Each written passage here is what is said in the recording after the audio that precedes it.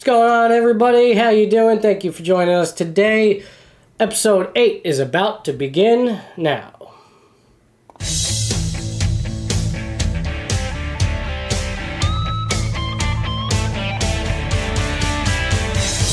Broadcasting from the capital of sports, it's the Matty B Show. Right here on Epis Sports Radio.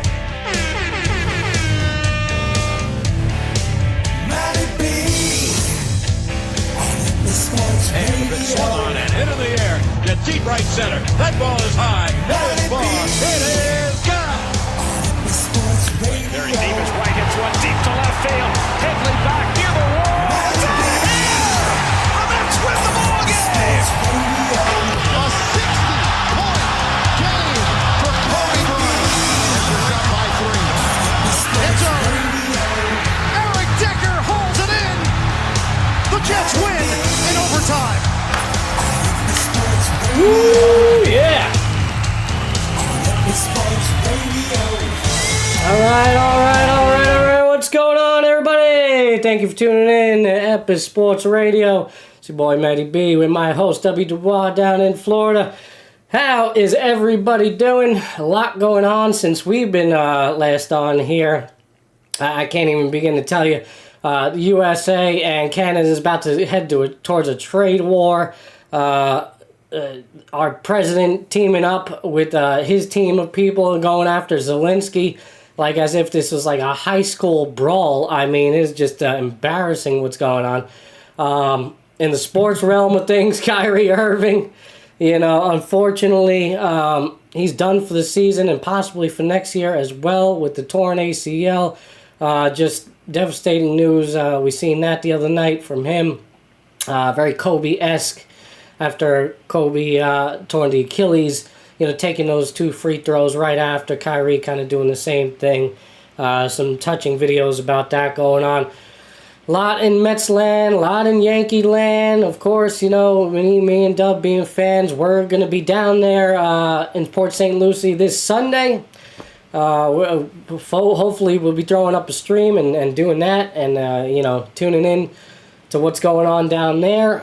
Get you a little inside information. Taskmaster, thank you for being here. A lot of baseball. A lot of baseball going on. A lot of NBA news. NFL, we could get into it. Shador's slipping in the draft projections.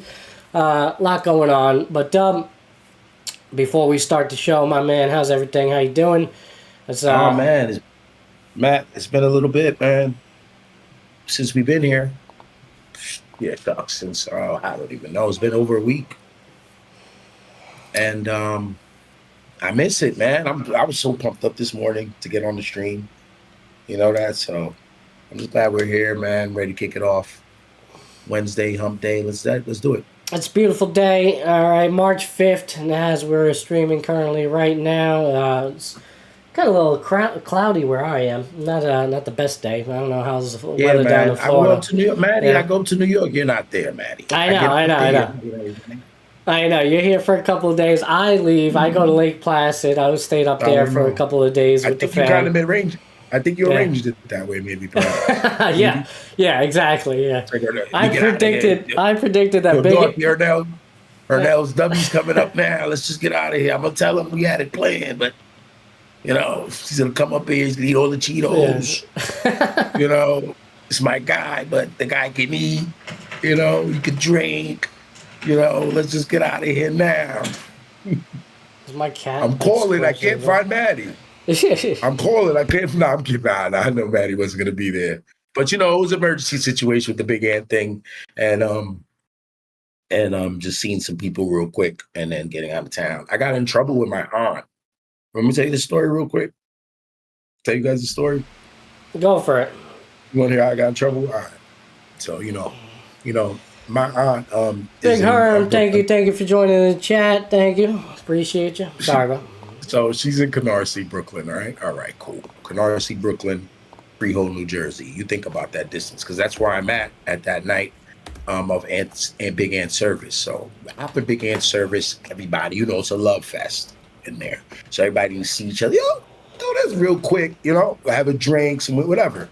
But all right, I'm cool, word. So I'm thinking in my head because one of the I think it was Henry was going to Brooklyn. You remember Henry?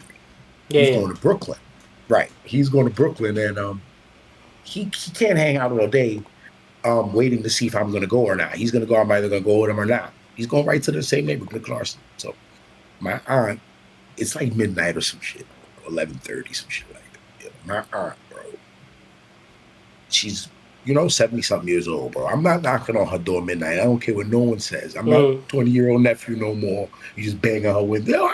Nah, bro. I'm not doing that. So it's late. So I try to get in touch with my cousin's husband. He's in the house, and couldn't get in touch with him. So the window closes to go over there. I got to stay out because I'm not, like I said, I'm not banging on the door. So boom, lo and behold, the person I try to get in contact with, my cousin-in-law, he hits me back like an hour later, and I tell him a little bit like, yeah, I was gonna come through, but I can't no more, whatever. So, a day later, I'm back. 2 days later, I'm back in New York, and I'm like, I hear that my aunt's looking for me. Uh-oh. Yeah, bro, I didn't want her to know that I was there and I didn't go over there. He turned around and he gave me up. Aye. I didn't think I had to tell him. Yeah, don't tell Auntie I wasn't there. I was in town and I ain't come. Especially because you were here so quick. You were here and then you were gone. Right. You know what I'm saying? Yo, bro. Yeah. Yo, bro. So, Gino, who comes on, Gino was on this stream, my cousin. Yeah. He calls me. He's like, yo, we heard my mom's looking for you. I'm like, what? Yeah, you was in New York. She know. I said, no, how'd she know? No. They don't care, bro. You were in town. You didn't see me. Yeah. Period. They want to wow. So, man, you know the deal, bro. He just gave me up, bro. So I got her on the phone, I sweet talked to her. I'm going to go, yo, bro, next time, bro.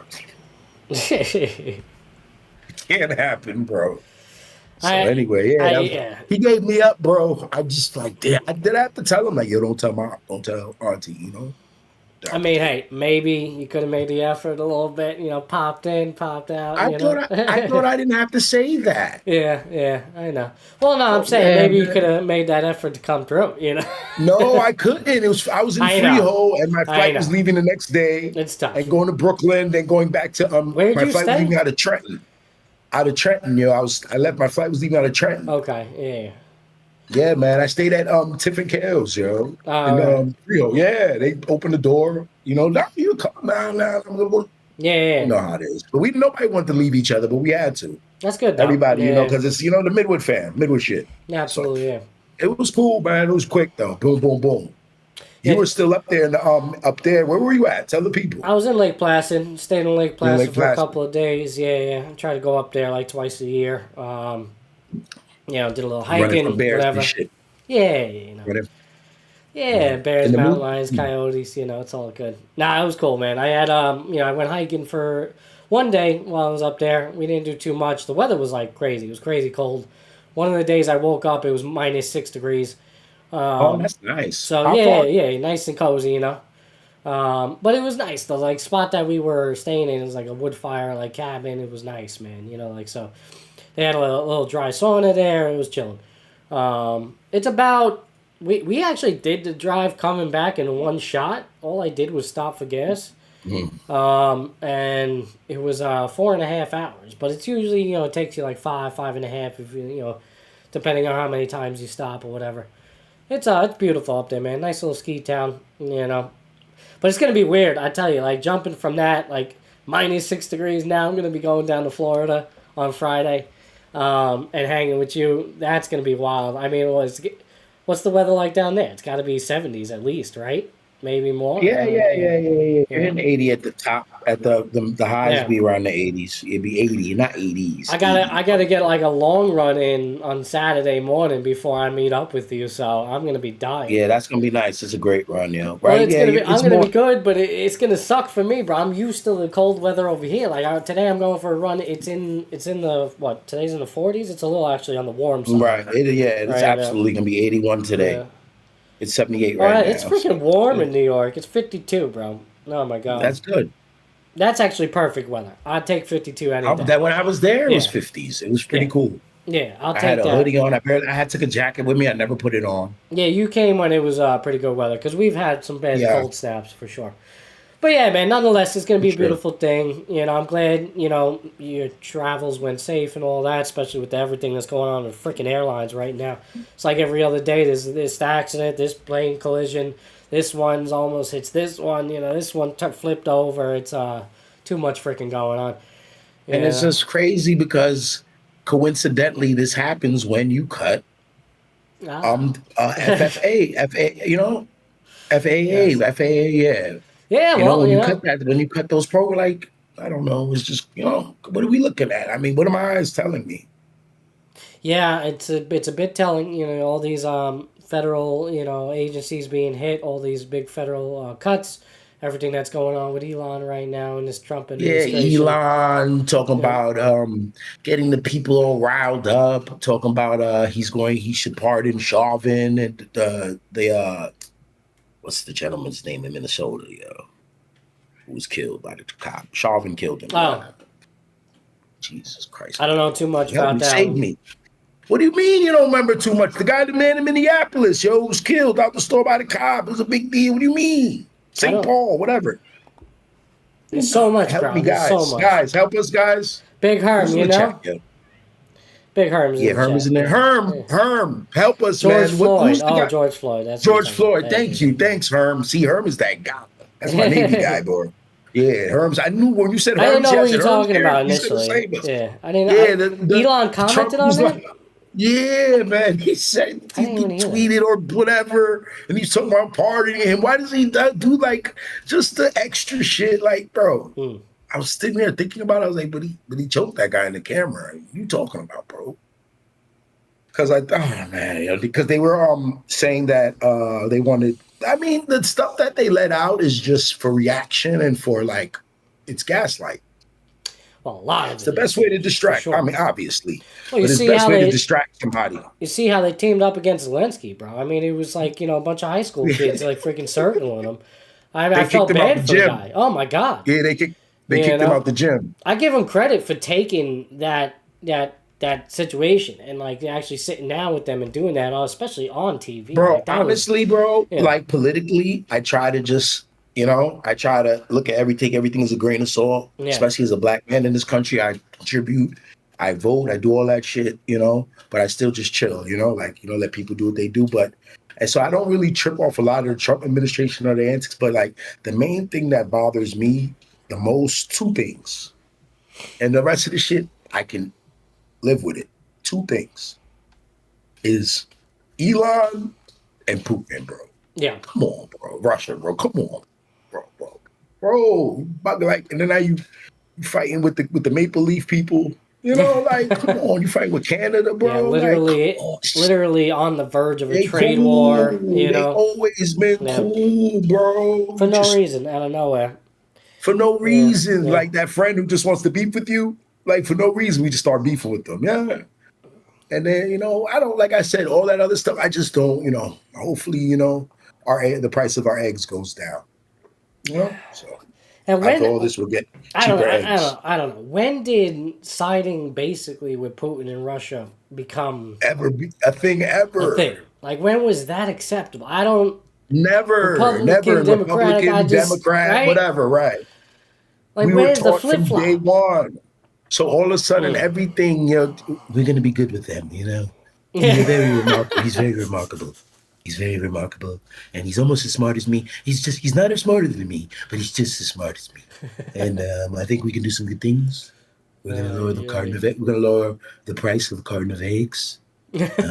Actually, you know, I don't know if you watched his address to the nation last night. The whole thing. We're gonna make sure people who think that who want to wear dresses who are men stay out of the military.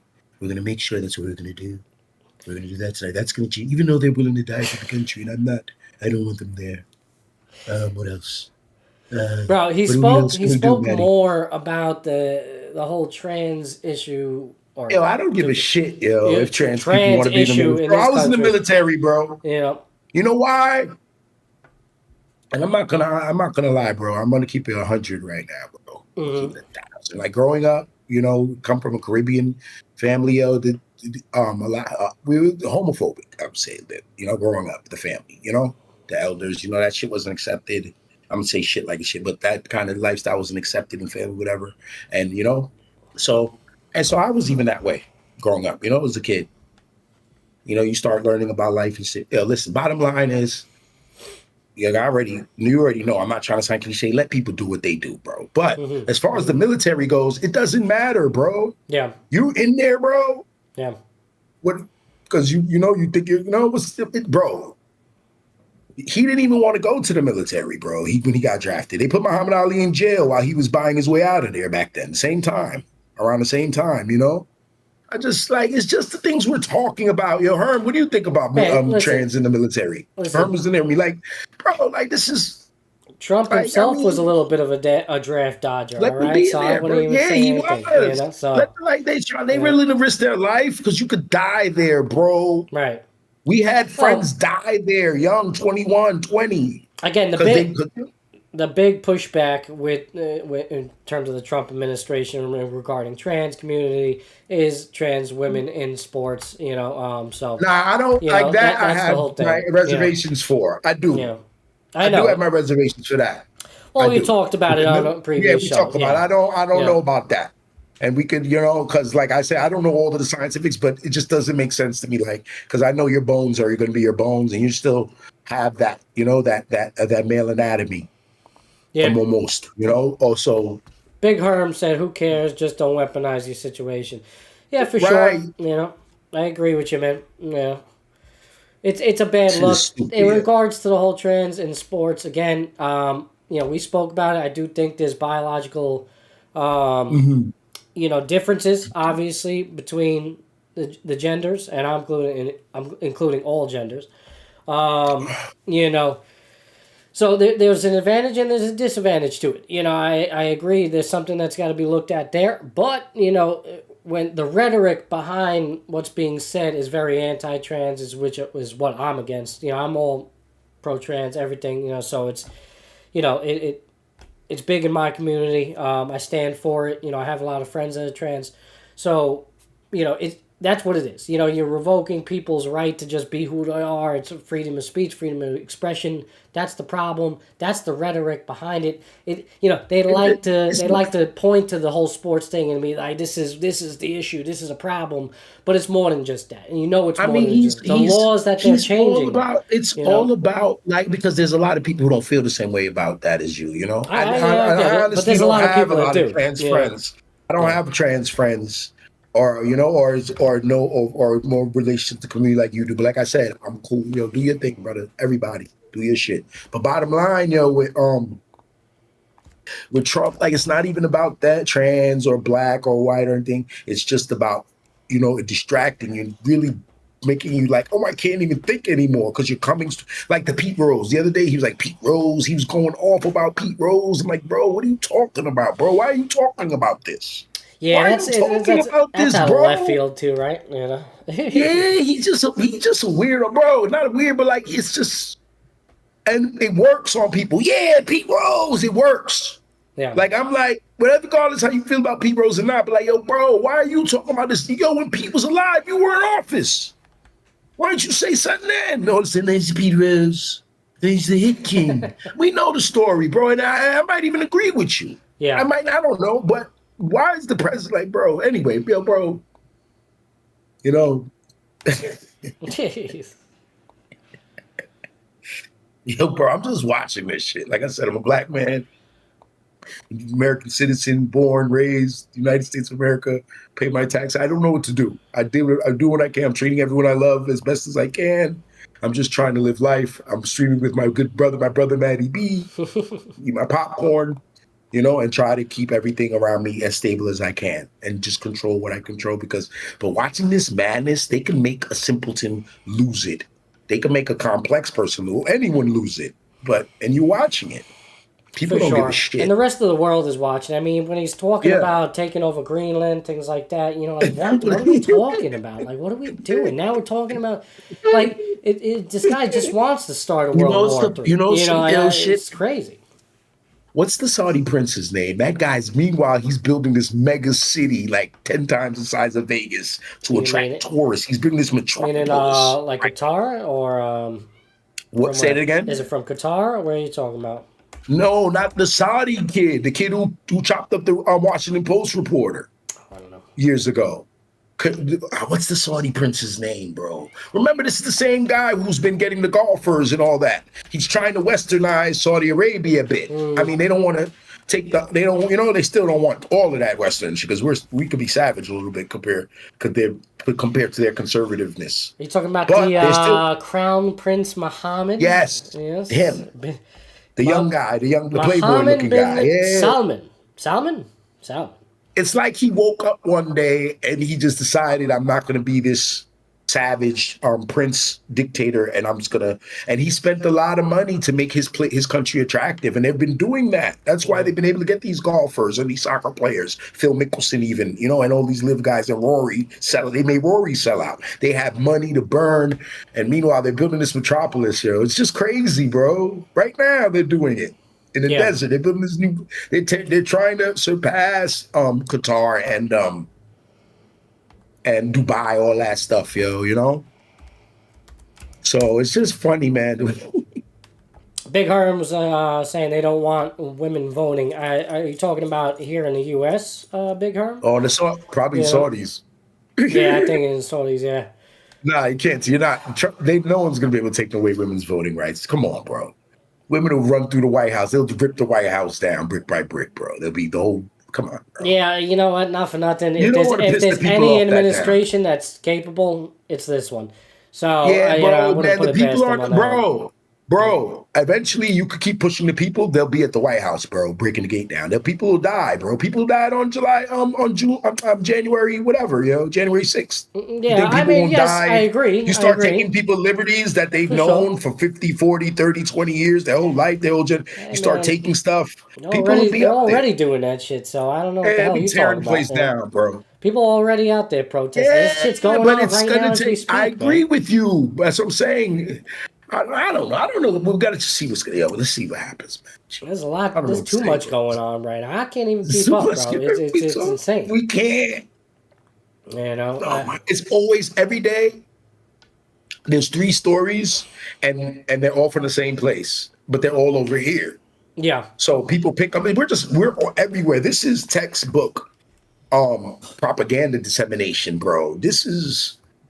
Especially in the social media age, man. With the social media age, man, this is right out the playbook of Joseph Goebbels, bro. Like, he was a mastermind propaganda artist. That's what this is, bro. And it's like having that manipulative loved one or girlfriend or sibling or friend, and they start trying to convince you that you didn't even see what you saw anymore. That's not what happened. They're doing it. It's something, bro. This is crazy, though. It's something else. It's a time. It's a lot none of us have seen. It's a lot of stuff I haven't seen, and it's been a while. But that's damn sure. It's insane, bro. That's insane. All right. Listen. We always like to open up a little bit of that because again, people, we can't ignore it, especially being Dub. It's a part of our lives. There's just too much going on. Yes, we are a sports show at heart, but we like to dab a little bit, and again, we're no scholars over here. We're not pretending to have all the answers or know what's right, wrong, this and that. So again, and our goal here is to have an open discussion and not offend anybody and welcome in anybody's opinion, anybody's input. So, we appreciate that. Like Big Herm over here chilling in the chat.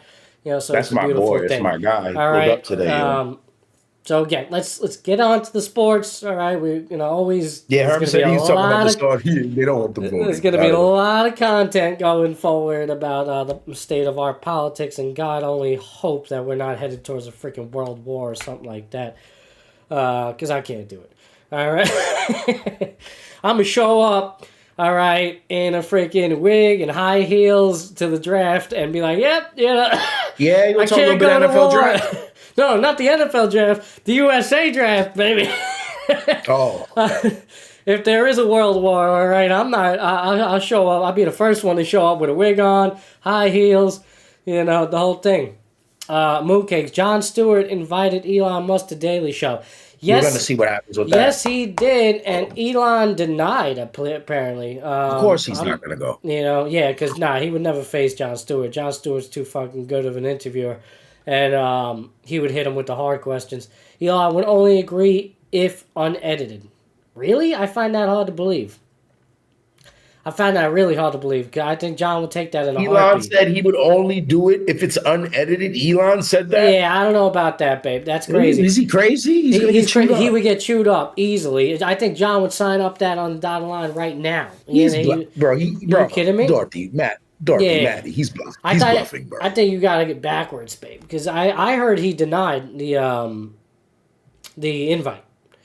So and if that's the circumstance he wants, that's insane. John agreed to it. Of course, John would agree to it. John agreed to anything, edited or What's not. Wrong but with him? But Elon said never mind. Now Elon's afraid of going on with John. That's the problem. All right, that's what I said. That's what I said, Dorothy. He was bluffing. He's bluffing. Yeah. I knew he was bluffing. It's from the New York Post. You can't trust it. All right, there you go. Source thrown out the window. It's immediately discredited. The second she said New York Post. Elon does everything on Twitter anyway. Yeah. Everything Elon does is on Twitter. He tweets 6 times an hour. Well, again, and that's on his own accord, right? It's basically, whatever he wants to say and everything. It's his own platform. So, that you can look at that as it's predetermined and pre-edited. But, craziness, I was a Twitter guy, bro. Not on X anymore? No, you're not an X person? I'm still there, but I used to tweet. I never. I think I have one tweet ever. Like, I just... Well, it's not for everyone.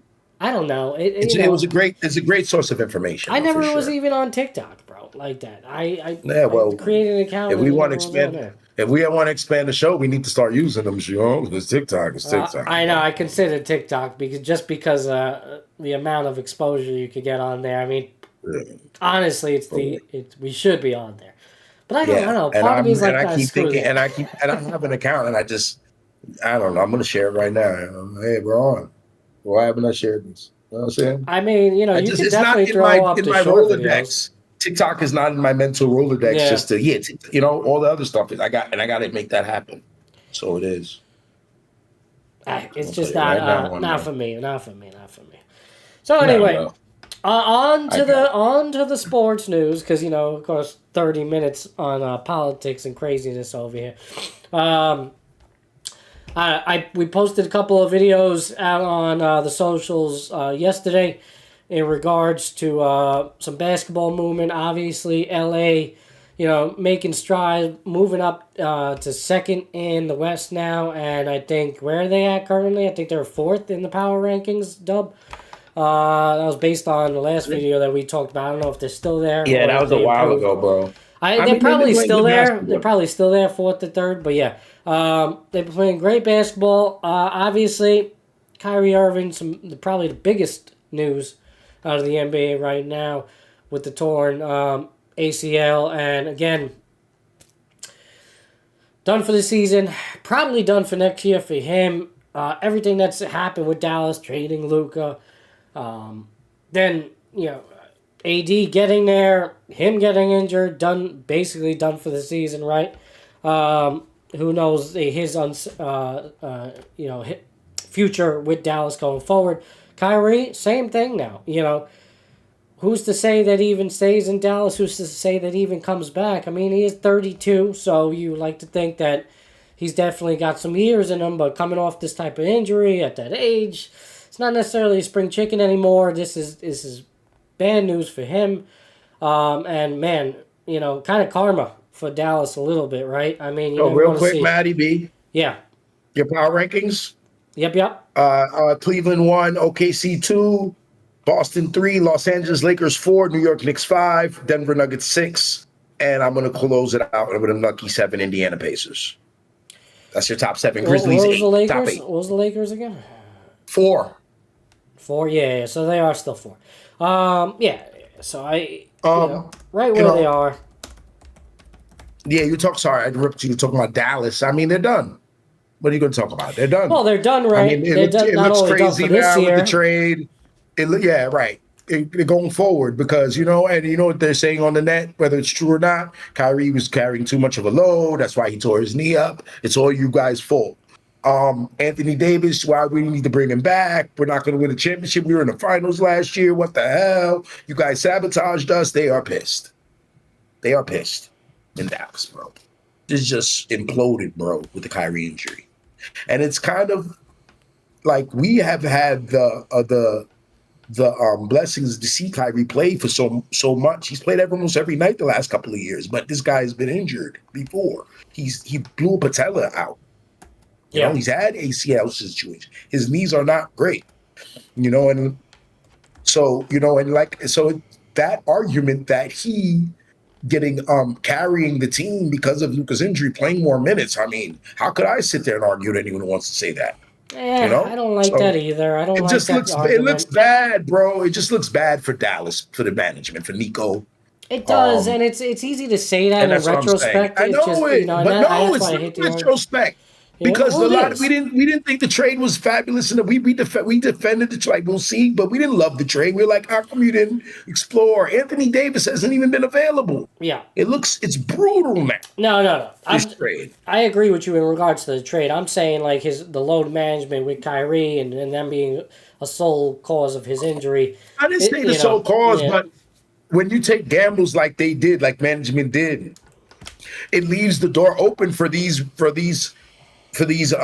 accusations or synopsises in the fans' head. Yeah. And you can't say anything like you can. His minutes were up. He was scoring 28, 29, 34 a night. Yeah. He was the off guy before. He was moving around on the court more. I'm not saying it's true, but I'm not going to sit there and argue with someone who said, yeah. I'm not going to sit there and say, no, that's not why. I wouldn't tell them that. I wouldn't say anything. I'm like, yeah, I hear you. With that said, and it's just management. Now you got an AD who you got for this guy. You guys got to pray Max Christie becomes anything, because this is one of the most brutal trades ever. Okay? This is a brutal trade, man. Now, you made it that way with his injury. But sitting there waiting for him to stay thinking in your mind, because he's been healthy for 2 years and he's going to continue to, this man has knee issues.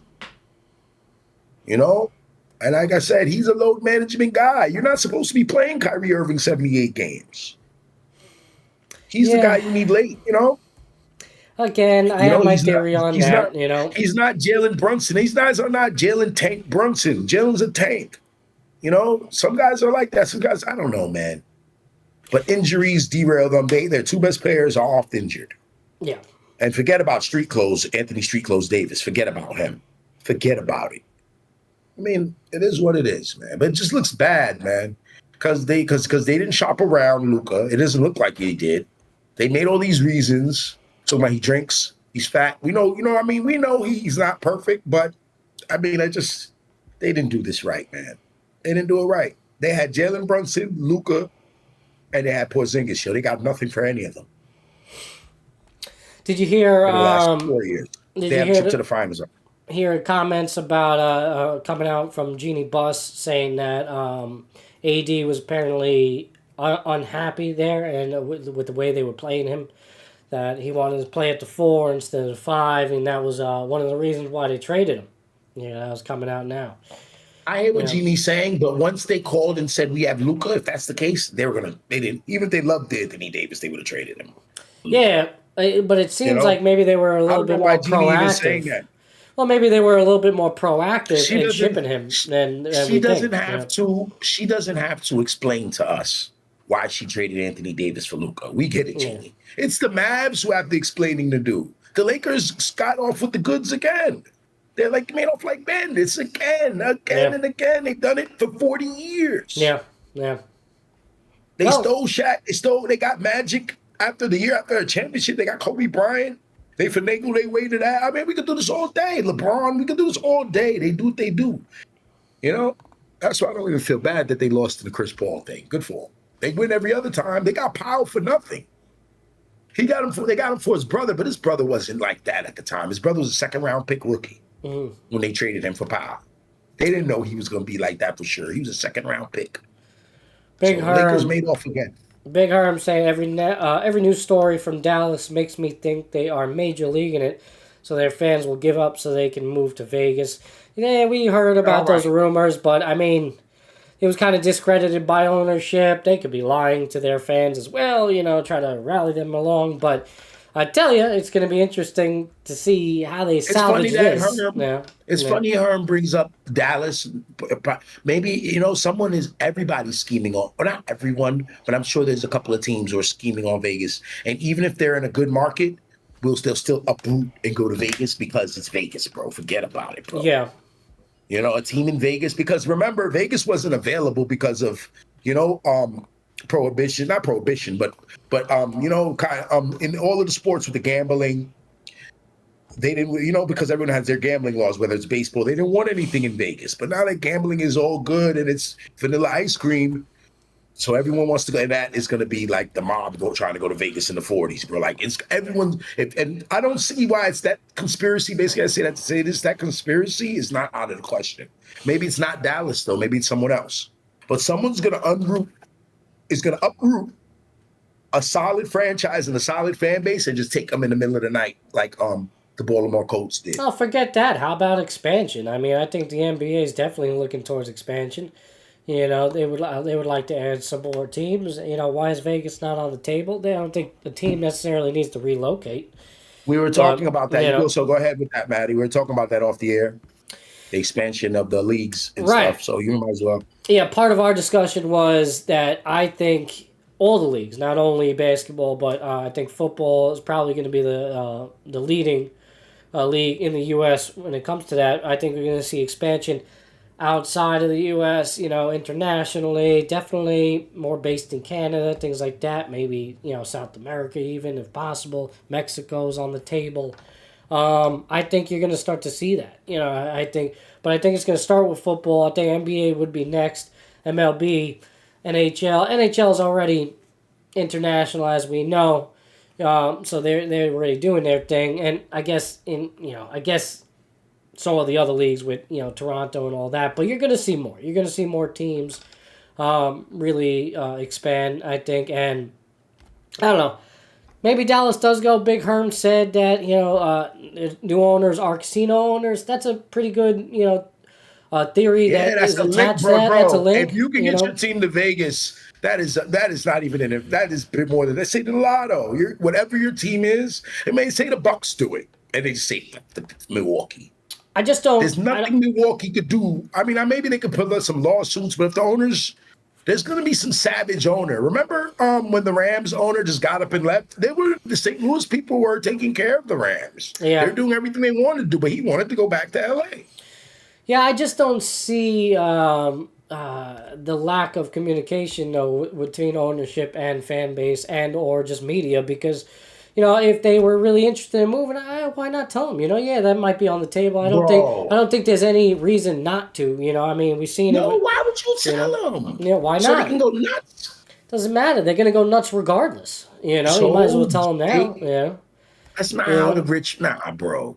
Yeah, that's why not how big business work. They're not. Listen, with the direction of this team, where they're going right now, they're not headed anywhere. If that's the move, if that's the athletics. Look at the athletics, yo. Yeah. You know what I'm saying? They told them. I know. But they weren't showing up to begin with. This doesn't matter. Yeah, but they really stopped. Yeah, I know. In protest, I get it. Doesn't matter. They didn't care about the revenue anyway. All right, even better. Yeah. My brother, even better. You said they weren't showing up to the games anyway. That's what you just said, right? Yeah. So now, I'm just saying, I have friends in Milwaukee. I have a couple of friends from Milwaukee. I don't know. Say it's the Milwaukee Bucks, who have a good, strong fan base. Yeah. A city who loves the team. Say they got, why would they tell them? We had 2 years, we're going to Vegas. Why? So they can stop coming? Oh, no, in the middle of the night. You wouldn't do it for a successful franchise like that. Yeah. I guess Dallas is very successful in that same regard. We leave in the middle of the night. Remember the Cleveland Browns? I mean, remember you're a little kid, but you know the story in 96 or 95, whatever it was. They left 97. They left in the middle of the night. We didn't see it coming. Since I was a kid, I remember watching NFL films and seeing the Browns and the fan base, all of the dog pound. And I always had this thing for them because I respected them because they I think there's a way you can market it. I think there's a way you can market it, especially in this day and age. Now, when the Browns got up and the Browns left in the middle of the night and went to Baltimore, bro. Yeah. I don't necessarily agree that that's the move, They though. went crazy. The people went bananas. You know how they fixed it? They gave them a team 4 years later or 3 years later, whatever it was. They gave them a new Browns. Yeah. They kissed their butt because the Cleveland fans did not deserve what happened to them. But Art Modell felt like his money was better in Baltimore for him. He had to be whatever. He didn't care. Yeah. And and that's how you do it when you're the big business guys. You don't tell those fans. The Browns fans when it came. They were in the playoffs right before that. They had Belichick. They were in the playoffs with Kosar and Belichick. They lost the playoff game. They went in 10 games, and people were there, bro. Yeah. If you tell them if you tell them you're leaving, you're gonna lose your money. So you don't tell them nothing. Period. That's what I was saying. So talking all that to say that. It's a different day and age, though, man. Because back then, it really relied on the revenue from the attendance, things like that. Nowadays, it's kind of irrelevant. So why tell them? How does it benefit the owners? I think you can market it and as a farewell thing. No way, bro. Matty. Bro, I'm dead serious. People be pissed the team's leaving. We're gonna leave. You go to Vegas. They're gonna be like, F you. Go to Vegas. Right now, if Dallas announced that they were moving to Vegas, do you think Dallas fans would really give it less of a shit than they already do with this situation? They would not go to the games anymore. I think. Why are they going to the games now? Why are they going to the games now? Because it's still their team. All right. It's nothing to watch for now, though. Let's see if the attendance really drops, with them. You got Kyrie not there. AD's on the shelf. The attendance is going to drop Luke is gone, a bit. Right. Bro, they're Dallas fans protesting on the streets for Lucas. They are pissed at this team already, bro. Herm already got us in this whole rabbit hole when he said this. Gino's here. Gino's here, and he's talking about that. Dallas fans protesting on the streets for Lucas still. That's my point. Right, so that's what I'm saying. Cuzzo, I don't know if you heard what we were talking about uprooting franchise, because Herm had threw out the conspiracy, Dallas sabotaging the team so they can go to Vegas. And we're like, we go nuts after that. Yeah. But I'm just thinking, if Dallas or anybody wanted to leave, they would not tell anyone. They would do it in the middle of the night, like bandits, and go to Vegas, and then Vegas would open their arms and say, "Don't worry about them." Again, I think it's a different time. I Dallas think it's is a hard to very just do it in the middle of the proud night, city. That's why they're in the street. This is a very proud city. I got it. Great sports city. They're fantastic. Yeah. They're one of the best sports cities in the country. They have all four majors right there in the area, including the Texas Rangers. They just won the championship. Dallas Stars and Cowboys, of course, and the Mavs. So, they are. If you tell them, we leaving, they're gonna be so pissed. They're not gonna have no farewell tour, bro. I think it's a different day and age, bro. I think it's a different day and age. They're already pissed with management. I think there's no turning back with this. I don't know what. Yeah, this is a tough spot with this. Yeah, with the ownership, the management. Ownership has put the Nico guy that everyone's talking about, Nico Harris, I think his name is. Is that a football player? Whatever. But the Nico guy, the GM, he is looking like a fall guy, and because they told him to trade Luke. Come on, they knew what's up, bro. And they didn't tell him to trade Luke. Come on, bro. Maybe they'll, I don't know. But for him to go get the okay from them, because Luka had the beer in his hand, I got a beer, you know what I mean? And now, like you said, this hole that they're in, there's no, Kyrie Irving was all they had left. And they put all of that on him. This guy's got a fragile body. Yeah. And AD as well. So, now the it's NBA, all you guys know, all you gentlemen know, all you gals know, the NBA will be in Vegas in the next 5 years. You could book that.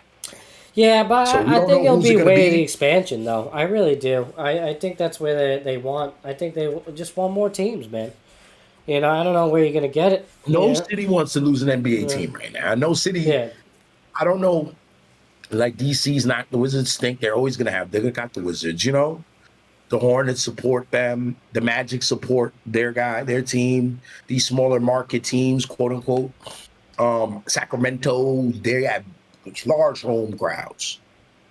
So that's the, right now is I don't see, like the Seattle thing years ago was because of the arena, correct? It was an arena thing, and because Seattle is a great fan base, and Seattle needs a team. Everyone wants to give Seattle a team forever to give them back, Well, bring back the Supersonics? Well, I don't know if they can do that because the Thunder still have the rights to them. Yeah, they do. They actually have all the records in there. It's part of their Right. Where the Baltimore Ravens have their own, even though the Browns became the Ravens. So that, I don't know how they would do it, but like you said though, but the expansion thing, it's going to start in the NFL. When you were talking about NFL Europe, and we were talking about it, guys, where you can really legit do it because you'll have 4 teams in the NFL Europe division. So that means they've got 3 opponents. That means they're going to play each of them at their building. That's 3 games in Europe right there. Then you have your 8 or 9 home games. So you're playing 11 games in Europe and only 6 in America. So the travel's not as nuts as we think. The only thing is, you're going to get guys to sign there. I don't know. Yeah, you mentioned that we're getting guys to sign. You don't expand when you're losing viewership. I don't know. I think it's hard to quantify viewership nowadays, especially amongst all leagues. I think so too, yeah. I think numbers are skewed. Yes, skewed is a good way to put it. Because maybe during the regular season, but in terms of playoff basketball, viewership is still there. It's not people. Regular season maybe it's taking a dip. For sure. Again, it's different. I got some cousin Gino. I kind of go with Matty on this one because some of these kids watch the highlights, bro. They'll get the little NBA thing and they watch 18 minutes of the highlights of their favorite team or their favorite player, and they watch the game. Yeah, and we know they didn't really watch the game, but they watch the game. It counts.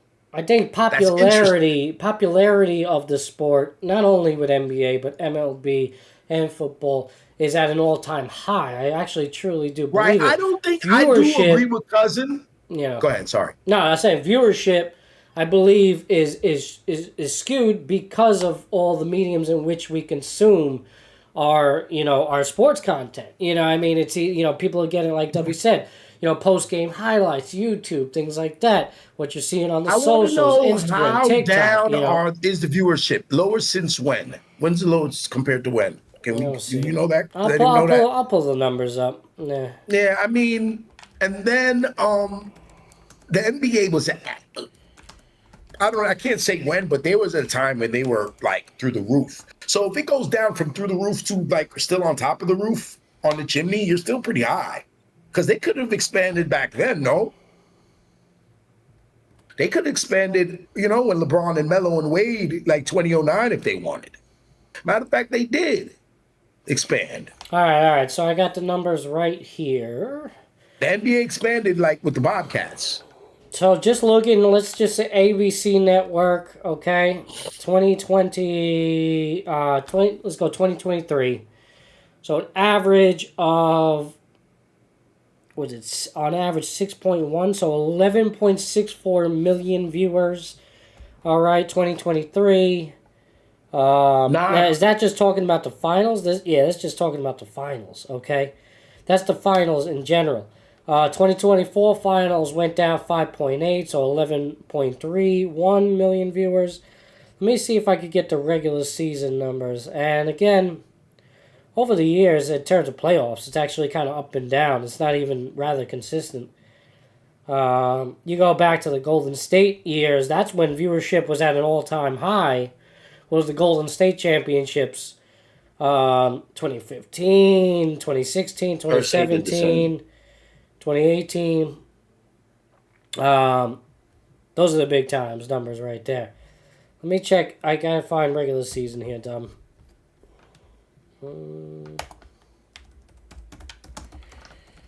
NBA viewership. Did you look at that over there? Now I was texting Herm about you. I didn't agree with you. Yeah. About moving the teams in the middle of the night. You need to move. If you're the owner, we're leaving in the middle of the night. Don't tell nobody we leaving town. We leaving town like some snitches, bro. Like we snitch. We right out the police station. Just one more thing on that. My whole position on that, I don't think you can do that in this day and age. Yes. I just think why not? You can keep a secret. You just gotta have the right people. Bullshit. They can't keep a secret. We didn't know John Cena was gonna turn to a bad guy. They kept that secret. You gotta have the right. No, seriously. That's part of the script, though. That's part of the script. They got it for a year. We didn't know. You can keep secrets. It's harder. Yes. It's a lot of fucking cheese eaters and big mouths and old maids out there. Yes. There's a lot of talkers. Yes, it's harder. The computer, the whispers. I heard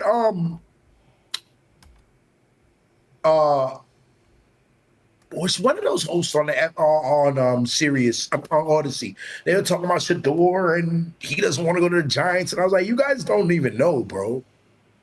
They don't. No one knows nothing. But Shador, we're gonna talk about him later. You want to talk about John Cena turning heel, bro? Because sure. And by the way, I have no idea what the hell that means. I mean, I got that. He's a wrestling bad guy. He's a bad guy in wrestling. You know that part. Yes, Maybe I got that much. Yes. But when they tell, first of all, I'm gonna explain it in a little bit before I go kayfabe, which is like looking at it through a wrestling because when kayfabe is like you think it's real, so you watch it like that, or you watch it as a show. Like the theater. So you don't watch it, I seen the fake slap. Hey, bro, you're not supposed to be looking for that. Watch the show. They're great. So anyway, with that said, John Cena's been one of the most perfect good guys, in the last 20 years and stuff. And it's hard to stay a good guy. It's hard to be in wrestling for 20 years. And then to be a good guy, a baby face for that long, and just because they always move back and forth, everybody, but John's always been a face, a baby face, which is a good guy, and a heel is a bad guy. So what happened at the Elimination Chamber, long story short, John had came back last year and he had announced like a Kobe Bryant kind of retirement where he was going to play the last year. And he was going to go in 2026. And also John is tied with Ric Flair for total world titles, 16, the record. And, everyone's like, is he going to break it? Long story short, John was struggling in the ring.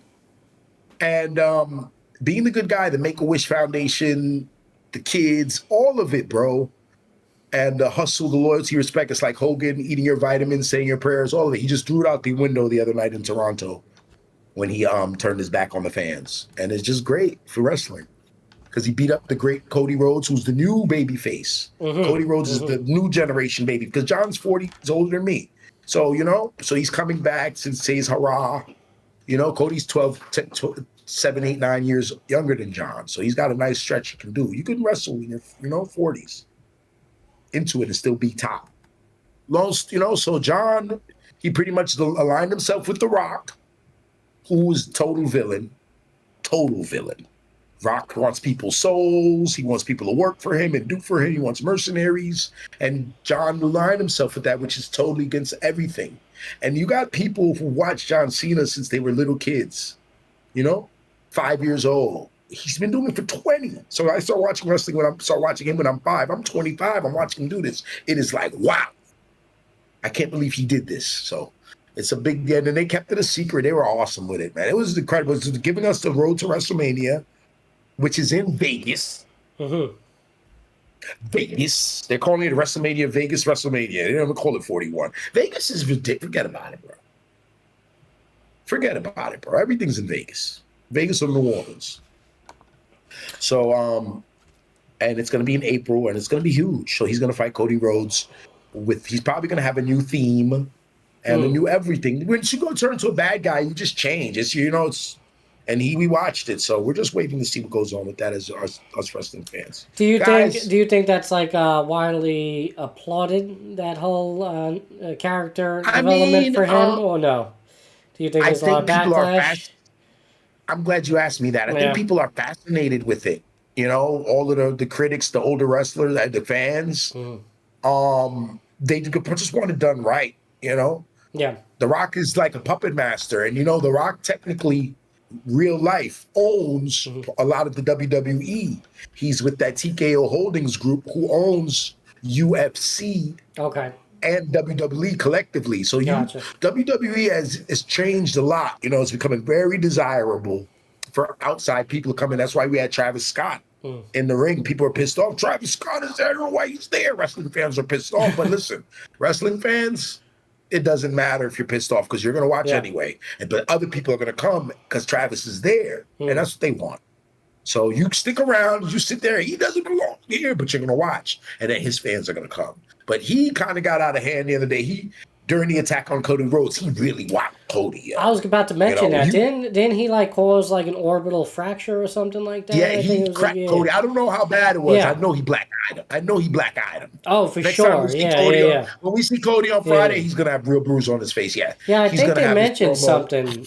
Like orbital damage or something like that. They kind of smacked him up. Yeah. It was a hard smack to the side of the head. I could see that. Yeah. Now is that Scott's fault? Is that okay? Like, Cody has to eat it, bro. What are you gonna do? Jesus Christ. I mean, they get their asses beat, but it's definitely choreographed, scripted. They get their asses beat. It's choreographed for sure. They're not gonna punch you in your face.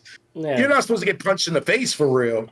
But, those bumps, you land on that mat, that is not a mattress. So I would say that. It's got a little bounce to it, but not too much, and it's pretty. In the press conference, The Rock told Travis to make it count. He said, if you're going to get your hands dirty in that ring in front of the people, you have to make it count. And I guess Travis really took that.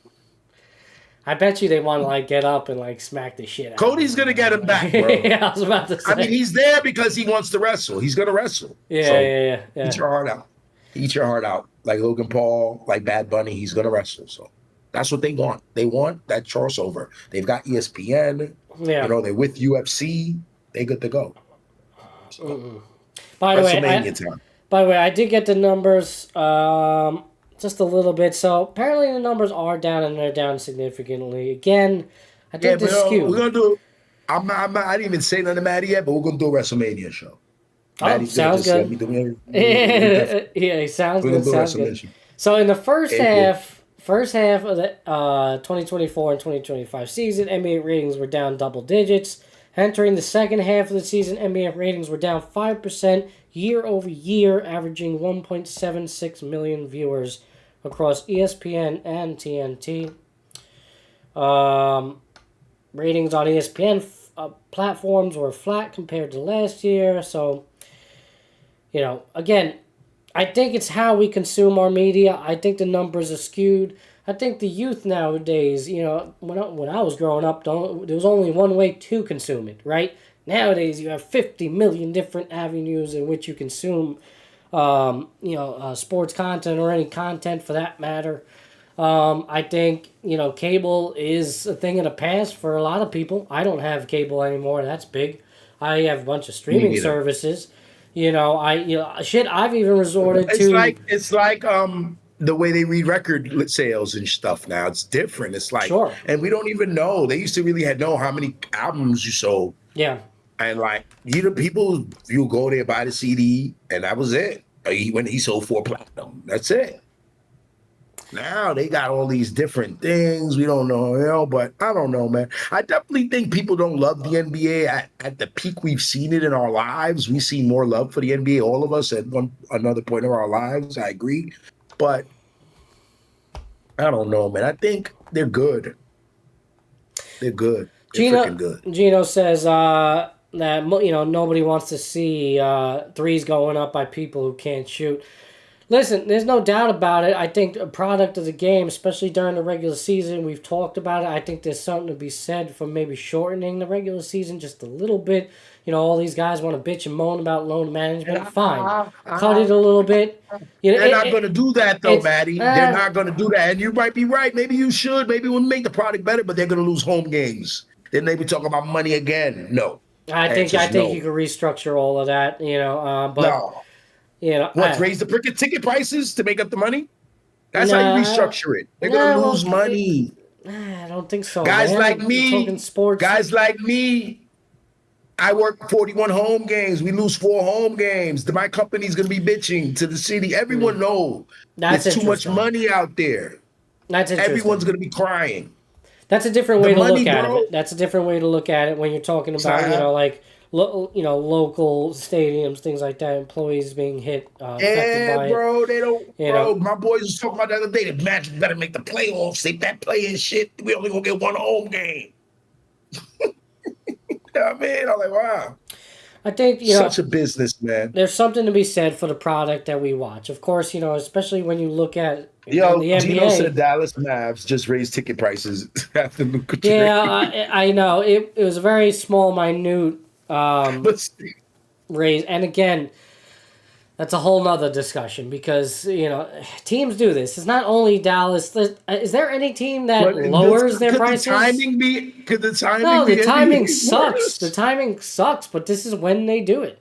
You know what I'm saying? It's not like they change their timing every year. You know what I'm saying? I get it. It's kind of like freaking tone deaf, but hey, you know, they're not the only organization that does this. Is there any organization right now out there that's not raising the ticket prices? Everybody raised the ticket prices. Right. I don't know, man. I don't know. They could have did it in, I don't know, man. I don't know what they're going to do, bro, either. Yeah. But again, just to talk about the NBA product and viewership, I think the numbers are widely skewed because of how we consume our media nowadays.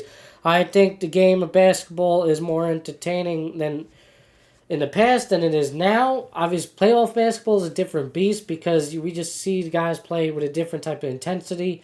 Part of the reason why I like the NBA Cup is because it brought a different type of intensity, a playoff-like intensity to the regular season, much like we see in like Premier League soccer and international soccer. You know, like, you know, you got these mid-season tournaments going on that are often sought after more than the actual regular season.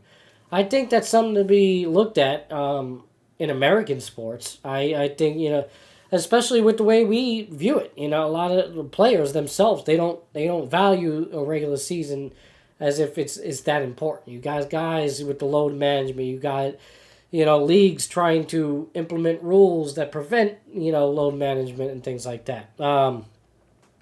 It's tough, but yes, you know, when it is, I think you will see a shift in basketball eventually, much like we always do over the years with a lot of sports. I think basketball is going to eventually return to a more physical, defensive game. I think you'll see less threes at some point. We're not going to continue to be shooting 53s a game. It's just not going to like. You can't stop them. That's what the analytics say. That's what the coaches want. These that's guys great. Do what they're told to do. The analytics suck. I don't know why people they point to that and agree it. The obvious shot. Gino said, how many games have you watched this year, Matty? Quite a lot. You know, quite a lot, but you know, not as much as I have in years past. No, but I agree with you. Like the product is not as great, but I think there's going to be a shift in that. I mean, I love watching a game regardless. About earlier, bro, I know I don't want to say this, but I'm always going to say this on Epis Radio. Why shoot a contested 2? That's so ignorant, dude. What are you talking about? The 2 is literally the more high percentage shot every single time. I tried explaining this to my son. The 3 open 3-point shot, yes, it's good, but at the rate these guys are shooting, it sucks. It's not the better shot. You are not Steph Curry. You are not going to make that consistently 40% of the time. There's only a certain amount of guys in the league that do. You know, and as a team as a whole, when you're putting up 50 shots a game and you're only making, 10, 15, maybe 20 if you're freaking lucky, you know, like that's crazy. You know, like it makes no sense. I'd rather go for the high percentage shot down low. And believe me, the way the guys play now is not how it should be played. The post game is gone, virtually gone. Guys could be getting easier buckets, playing that pick and roll game like the Knicks do. Knicks don't shoot a tremendous amount of threes, at least not when they're playing the way they should be playing. They like to run that pick and roll game. They like to get inside. They like to, make things happen. I'd much rather a 2-point shot any day. Teams can win by the 2-point shot over the 3. Yes, I get it. It's a 3-point, but they're just not hitting it consistently. Doesn't make any sense. I know, Herm, you're throwing up the numbers are 40% from 3, 60% from 2.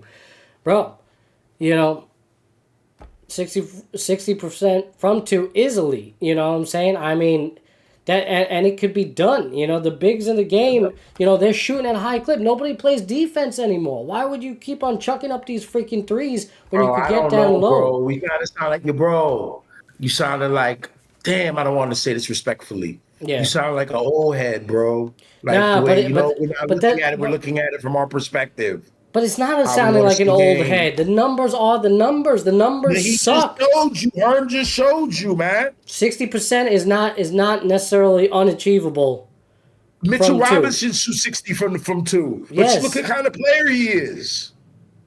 Your point, the reason why guys' numbers aren't as good is because they're chucking up threes constantly. Guys would be shooting 50% stop shooting 10 more threes. Guys can't be shooting 20 threes a game, bro. 20 threes a game, you're out of your fucking mind. That's ridiculous. Bro, what is going to change the game? You're not Steph Curry. No, I'm not saying nothing's going to change the game. So you're changing to me the game's going to evolve on its own. Would you listen? The game is going to evolve on its own. That's it. All right. There's going to be a shift. There's going to be a shift in it because there always is. There was an evolution with the 3-point line. It changed the way we played the game. It changed the way we perceived it because of one player. Right. I get it. But not everybody's that one player. And I think you'll see the league change. I don't know. It's going to take a while. It's not going to be effective immediately. Again, and I think it's a shitty product to see anyway. When guys start to realize, you got the analytic guy in the room, Herm. That's what Herm right. Herm has always been. That's what he does now for him. But he's right. But I agree with Matty though. The game can evolve on its own, and I like that organic. I don't want to. I'm about to see the way you say you wouldn't change you. I was going to go fucking nuts. Listen, Herm, I was gonna lose my brain, yo. Herm, you know best. If you're in data analytics. But, again. Threes and dunks. It's threes and dunks, okay, that's awesome. But at what cost? This is a great show. At what cost? You know what I'm saying? Because, again, it teaches away from fundamentals. You see a lot of European players, they're a little bit better. They get inside more. Look at, Jokic, he doesn't need to be shooting up threes all the time. Still puts up big numbers. Good field goal percentage. Obviously, he's an elite. It's hard to compare, right? But again, I think there's something to be said for good coaching, running up plays, and things like that, where you can generate more offense down low. I think the game has gotten away from that. It's mindless. It's, hey, let's get an open spot, spread the floor, and hope for the best. Hopefully, we could knock some threes down in the process. Oh, I was watching Steph the other day get the 56 in Orlando, bro. I loved it, yo. But, I love Steph Curry, though. So, that's the thing. We get disillusioned, bro. And that's where we got us. But, all it takes is one player like a Steph Curry, a generational player that can transform the way they play.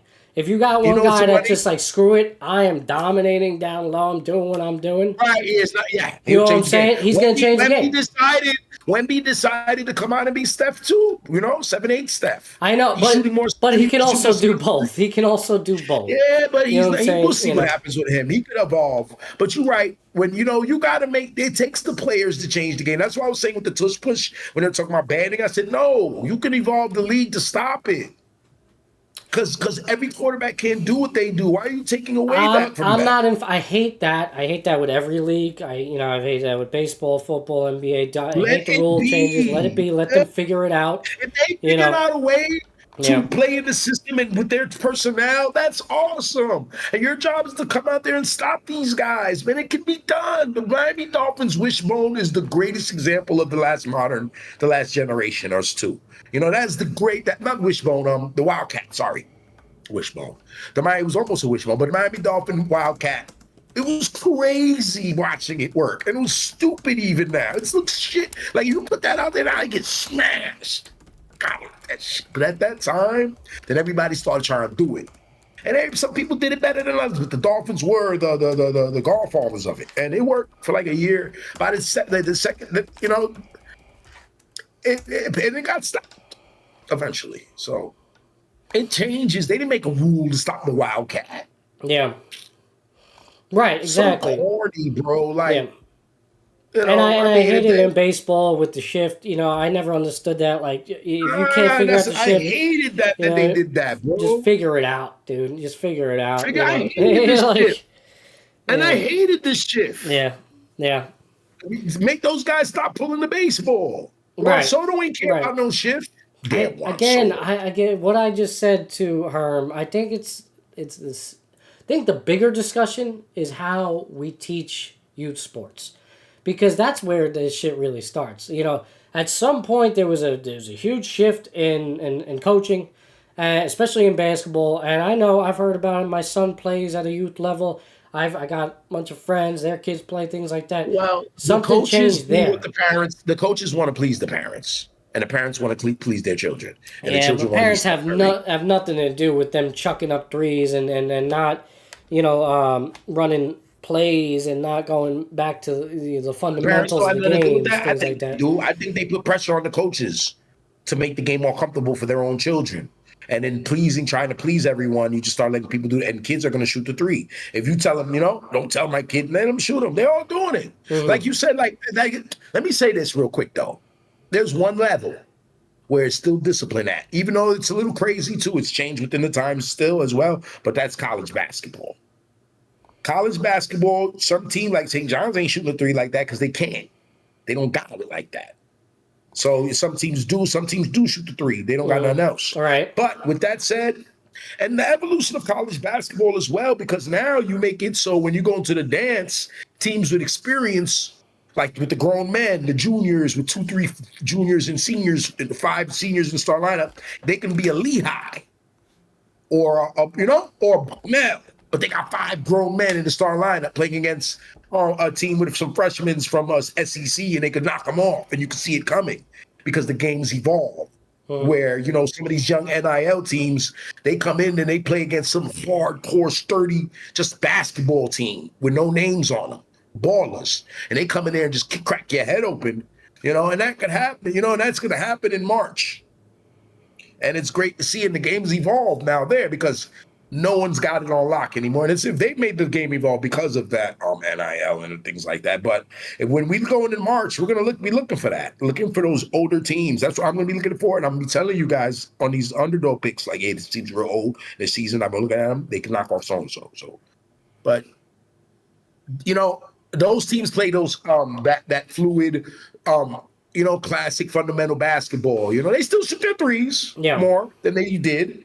But there's defense, that zone, because you don't play defense in college basketball. You don't play. I agree, and I think there's something to be said for that. Like I said, Herm is saying, why spend hours? Coaches are telling kids not to work on improving their low percentage shots, which, yes, I've heard. Why spend hours getting your mid-range from 42 to 45? Oakland school. I think University, Oakland College, they went crazy last year in the tournament. They had like a bunch of seniors. I think that's such a shit way to teach kids is, focus less on what you're not good at, focus more on this. I like a player to be, and as an athlete, just to be well-rounded, work on all aspects of your game. You really shouldn't just isolate one aspect of your game and say this is, you're limiting your window, you know what I mean? And I think that's part of the problem. In baseball, they teach the kids nowadays to swing for the fences. There's no more level swing. They don't care about the singles, the doubles, getting on base. Why? Because the analytics say not to.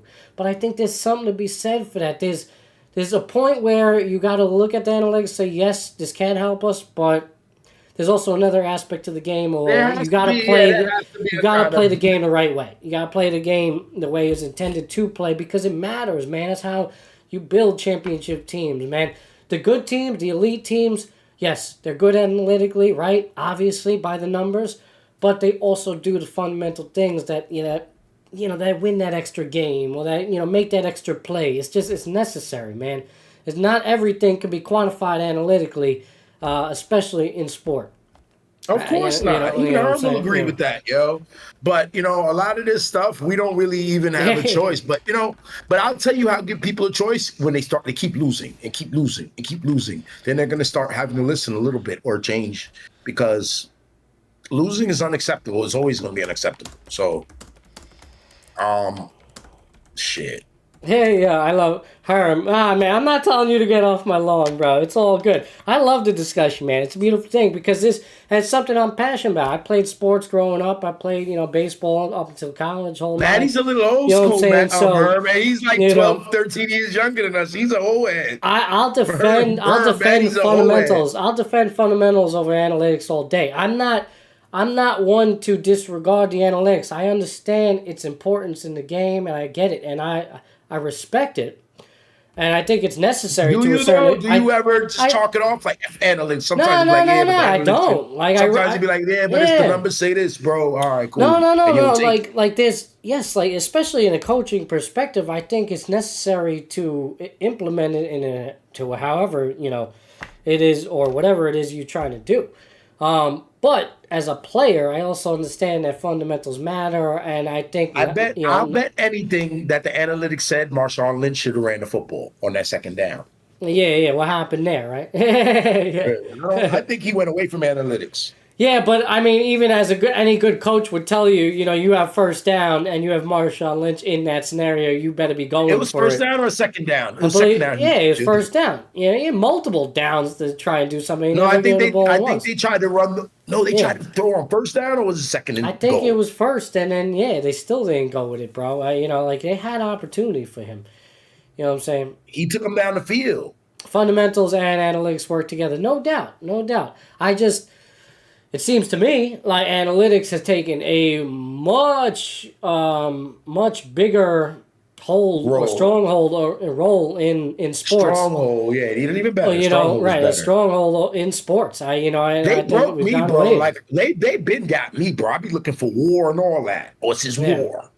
I be on that, bro. My old ass. I be like, what's his war though? So they got me. I'm a sucker, bro. I'm always a bit of progressive, yo. So I pay attention to it too. I do. I do. But that's a good stat. I don't understand it totally, the old formula. But when I look at people's war, they got Babe Ruth's war, they got Barry Bonds' war, and they're both all-time war. Here's the problem. Here's the problem with analytics, and this is what I get a lot of teams, I think, especially GMs, things like that, they stray away from. Is yes, okay, guy might have a good war, might have great analytic numbers, right? But outside of freaking that stadium or back home, he got issues at home. He be fucking up. He's got things going on with the wife, friends, whatever. Can't quantify that. It's hard to freaking quantify that. It's hard to put a. You really need to know the person. What's going on? Analytics don't tell you they're injury prone. Yeah, right. Like so. Again, I get it, but analytics kind of do, because your game's played is a stat, so it kind of tells you. I mean, hey, there's a place for it. I'm not disregarding it, but when it comes to the youth. And that foundation, stray away from it, man. Like I just. But that stat he showed that 60%, 2%, 40% from three, same as 60% from two. That is a tough one to beat, bro. It's a tough one to beat, especially because it's a 3-over-2, right? If you got a player who shoots 50% total from the field, he's a hell of a scorer. Sure. 50% in the NBA is God. Yeah. You got God shoot. You're God bucket maker. And you got two bigs that can shoot 55% in the post. Why not? You got Jared Allen and Mobley. That's a problem. You're shooting 49. Mitchell, I don't know what Donovan Mitchell's shooting, but if he's shooting 40, I wouldn't be surprised if Donovan Mitchell's shooting 47, 48 at least from the field. He probably shooting the best he has in his career. He probably hasn't taken as many shots, but like you said, he's got those two bigs. But you look at them. They're not a 3-point wide. They got Strus. He'll punish you. But Donovan Mitchell shoots the 3, but he doesn't go nuts. He'll take his 5 threes. But he's trying to get to the bucket. He's trying to dish. Garland shoots the 3. But they got bigs. They're dangerous, man. And again, when you see all these guys taking threes, look at the defense. Why are all these guys? You can shoot that though. A lot of guys can't shoot. Why are all these guys open for so many threes? You know, where's the like perimeter defense? The closeouts be looking so lazy. But at the same time, ever since the Bruce Bowen rule change with the closeout, and I think it was another player they made that because of him, Bowen and someone else. But you get the flagrant on the closeout. I feel like at least at a collegiate level or a youth level, the closeouts there's more effort. NBA level, it's just like, and all these right, guys are pros. You got so it. If you closing out, running out, just waving your hand near his eyeballs. Forget about it, bro. That ain't gonna do it, bro. That's what I'm saying. You know, like I think they run out and just try to put their hand in front of their face like I used to do in ninth grade. You know, to other ninth graders. I'm a real come playoff time. I'm not even gonna start to track it now, but come playoff time, I want to see the teams that really do well and what they're excelling at the most. What the numbers are, because I'll be interested to see like definitely playoff time. You know, the game will change, the viewership will change too. So Herm's saying defense is what is missing. So Herm? What are we gonna do? You want to put hands on people again, like Derek Harper? You want to hand check people? I don't think they're gonna let him do it. That's where I think the shift in the NBA will go. I know it could take a decade. I don't know. Could take 2 decades. Without the rule changes in the NBA, a lot of them, I didn't like it, but that's what they wanted. They wanted the game to open up. They wanted the 140 to 131 point games. You've already heard rumors about Silva talking about going against that now and getting a little bit more physical. He's talked about it. He's mentioned it. He actually doesn't like the product. The Magic played Toronto last night. We were at that game. They played Toronto on Sunday. Toronto beat them up on Sunday. Came down there. Orlando's been struggling. They needed that win on Sunday. They didn't get it. Toronto stayed a couple of days. Tuesday, they played another one down there. A whole bunch of Ontario plates. Ontario license plates all over the place. They love it down there. But it was a tighter game. I think it was 85-79 with 9 minutes to go. Right? I'm going to get you the final right now. Because I know they went I was like, yo, where was all of this? They were just going toe-to-toe. I think the final was 114-113. Okay. One of these Toronto kids hit a 3 at the buzzer. I know it is. I don't got to look it up. It was 114-113. And like I said, 9 minutes to go. Magic had 79. They finished with 113. What is that? 24 points in 9 minutes. Which is, 34 points in 9 minutes. I think. Something like that. I don't know. They had 40 in the quarter or whatever, but they lost the game at the buzzer. They're not going, bro. They're struggling. Suggs is out for the season. They've dropped into the 8 hole. The Bulls are right on them for a play-in. It's crazy. The Nets are right behind them. It's like 5-4 games out. They're gonna. So, but they scored all those points in that quarter, man. I don't think I don't think they're gonna let these guys because once you put that hand check back in there, right? Because that's what's gonna make once you let guys touch each other a little bit, not romantically, but you let these guys touch each other a little bit, it's gonna limit the 3-point attempts, right? Yes. Okay. Or just maybe a little bit more effort, defensively. I mean, you guys start closing out all the freaking time, and you could literally design a defense that just prevents perimeter threes. You got to force guys to get inside. You know what you said earlier? You can just do that, but people don't want to do that. Look at just one point. I was just looking at stats of the Knicks game last night. By the way, Knicks lost 114-102. Golden State beats them. Here come Golden State with Jimmy, by the way. Freaking last night, field goal percentage for the Knicks, 44.6%. All right, pretty good. I'll take that. You know what they shot from 3 in the loss? 8 for 33, 24.2%. I'd much rather them. And I'm not going to say that made them lose the game, but they were clearly having better success inside the 3-point line. And why they stray away from that, I don't know. Let's just chuck up 33 shots without Karl Anthony Towns, without one of your best 3-point shooters. And here you go, 24%, and you lose. You know what I'm saying? Meanwhile, of course, you're going up against Golden State. Guess who did well from 3? Steph Curry, 5 for 9 from 3-point, The rest of the team, not so great. Buddy Hield was 3 for 10. He shot 10 threes, 3 for 10, 30%. Okay. As a team, 35.1% from 3. But they still, overall, 48.9 from the field. So, Yeah, it's again, I for like a team like the Knicks who doesn't excel at shooting the three. They're not one of the, those types of teams. In terms of their scoring, I think they find their scoring in other ways. Obviously they shoot the three as well, but especially if Cat's not out there, you're in trouble, right? As a game last night, I would like to see them get inside a little bit more. You only lost by 12. What are we talking about here? That's the freaking 6 shots. You know what I'm saying? So, right. Instead of maybe shooting up 33 freaking threes, maybe 20, and the rest of those 13 attempts, could be twos, you make 6 of them, it's not necessarily impossible. That's a 6 out of 13. It's not impossible there. So, I don't know, man. I think, it's effective field goal percentage is the stat you need to look at. Okay. So again, now you can just dive deeper and deeper into the analytics of, yes. But it's coaching, dude. It's running plays. It's that damn Hermansky. It's the damn Hermansky. What happened to your video? No! We've been fine all day. Oh, man. Hold on, bring your video back up there. Again, it's a great discussion, and Herm, thank you for being a part of it. It's a beautiful thing, and it's ongoing. I still like the product of the game. I don't watch as much games nowadays because I just literally don't have the time. Like, I just, that's how bad. Between running this show, working, kids, I got, 3 kids. I'm training for marathons. I'm training for a 50-mile ultra marathon. I don't even have cable anymore, so it's hard for me to consume everything. Most of the time, it's post-game. It's, catching that, 20-minute highlight of a game and consuming it that way.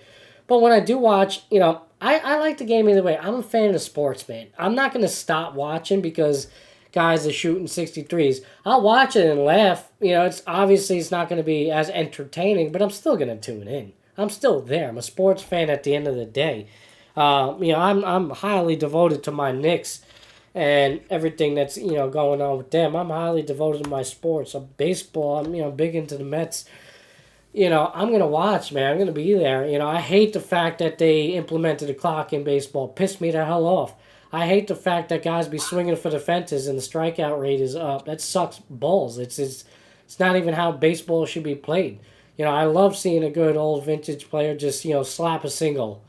I like a low-scoring game. I don't need freaking home runs. But again, that's just me. Maybe, get off my lawn. I'm a freaking boomer. And that may very well be the case. But that's just how I see it. Again, I'm still going to tune in. I'm still not going to stray away from it. When you're talking overall viewership, I think it's hard to, again, to quantify how things are being consumed. And, yeah, all right, even if the numbers are down, I think popularity of the sport's still up big time, all high. I mean, my son is a prime example. Dub, your audio, I hear reverb. Don't make me mute you. My son is a prime example. He loves basketball right now, but he doesn't watch any of the sports. He doesn't really care for the game. In terms of consuming it, he'll watch highlights, things like that. He knows of the players. Big Kyrie Irving guy. We've talked about it here on the show. Loves Rob Dillingham, things like that. But doesn't really care too much for tuning in to the games live or if ever. But huge fan of the game itself. And I know a lot of other kids like his age, especially, he's 13, that feel the same way about it. So, yeah, I think overall, maybe the numbers are either skewed or down. But come playoff time, the interest is still there. The popularity of the sport, especially not only here in the U.S., but internationally, is probably at an all-time high. And we're seeing it with all the European players, the level of play that, we're seeing from them. The sport has gone global, so, and in such a big way. We've seen that over the last couple of decades. So, I don't know. I would like to see a shift in how the game is played. I hate that analytics has such a strong hold over not only basketball, but some of the other sports that we mentioned. Pretty much all sports, man. You just see it. Even in like soccer, I feel like you see that. Maybe not as much, just being the nature of the game, but it's definitely being used. And again, there's a place for it.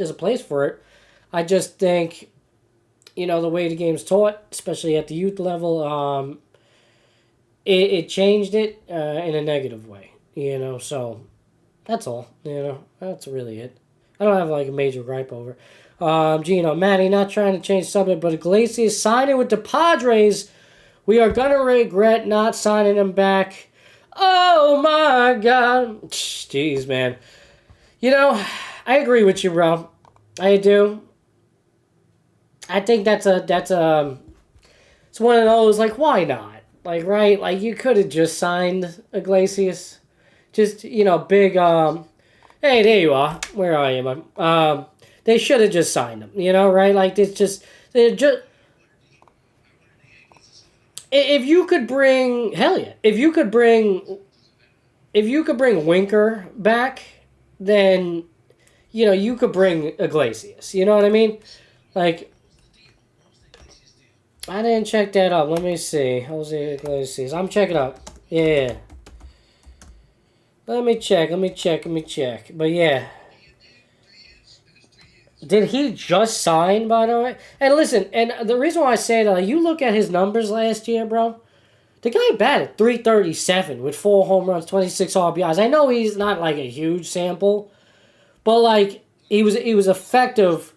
He was effective off the bench. So we got breaking news, Gino. Oh, yeah. He was always in the mix, man. He was always doing something. When it came playoff time, his numbers really dipped. He really wasn't performing come playoffs. And listen, all right, it happens. But, everything that he was to this team, it's hard to put a number on that. Try to quantify that analytically, okay?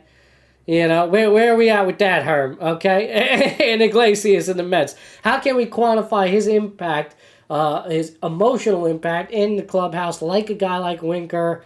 Good on the Mets for bringing back Winker, but Iglesias probably could have been added too. I'm trying to look for the contract numbers now. Where is it? Heads west.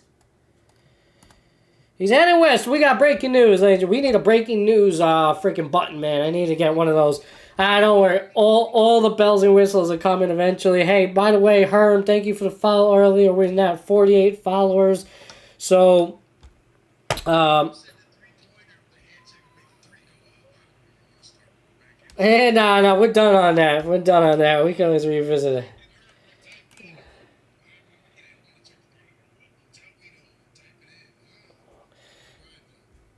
Oh, and there's apparently Mets rumors about a trade possibility with the Royals. I wonder for whom.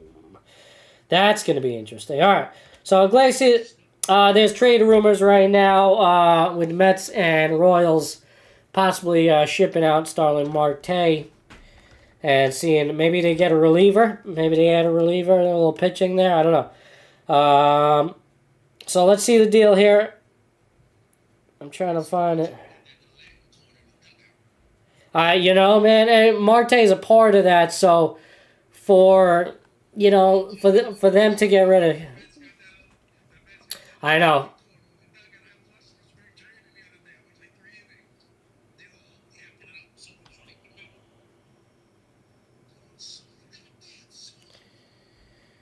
But see, Herm, it's just more than that, and that's what was like the question I'm proposing to you is like, yes, all right, analytically compare the rest of the player's stat when he's in the lineup versus when he's not, no doubt. Like, what is the impact of him being in that lineup? Yeah. Herm said, Dub, you gotta check your mic. Mic check. You good, bro? Guys, he sounds good on my end. Are you guys having issues with him right now?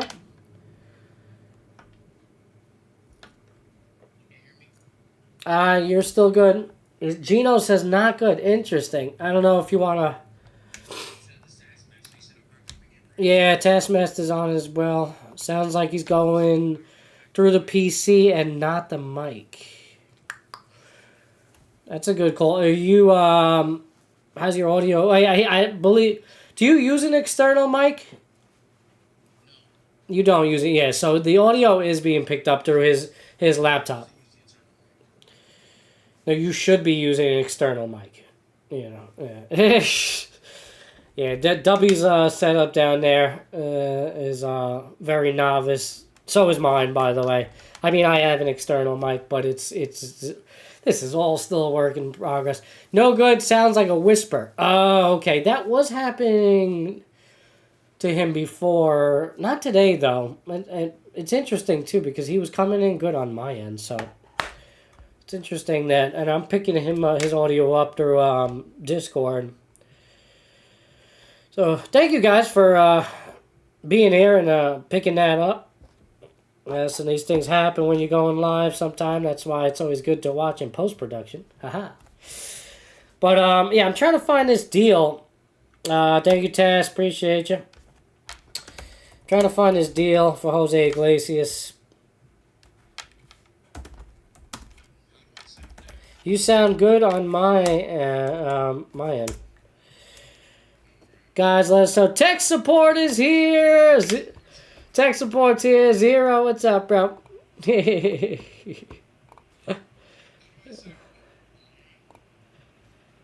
good on me. Chat, how's Dub? He's looking good. Looking handsome. How's he sounding? I don't know. You do look good. Actually, did you start running again? Because I thought I seen you post something about it. You didn't go for a run? Alright.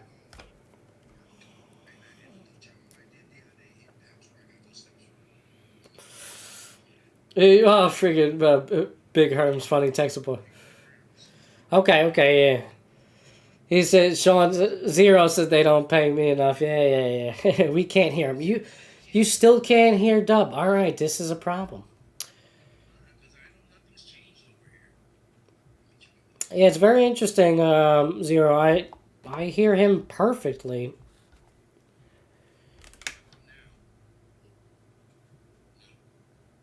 I mean, again, you're good on my end.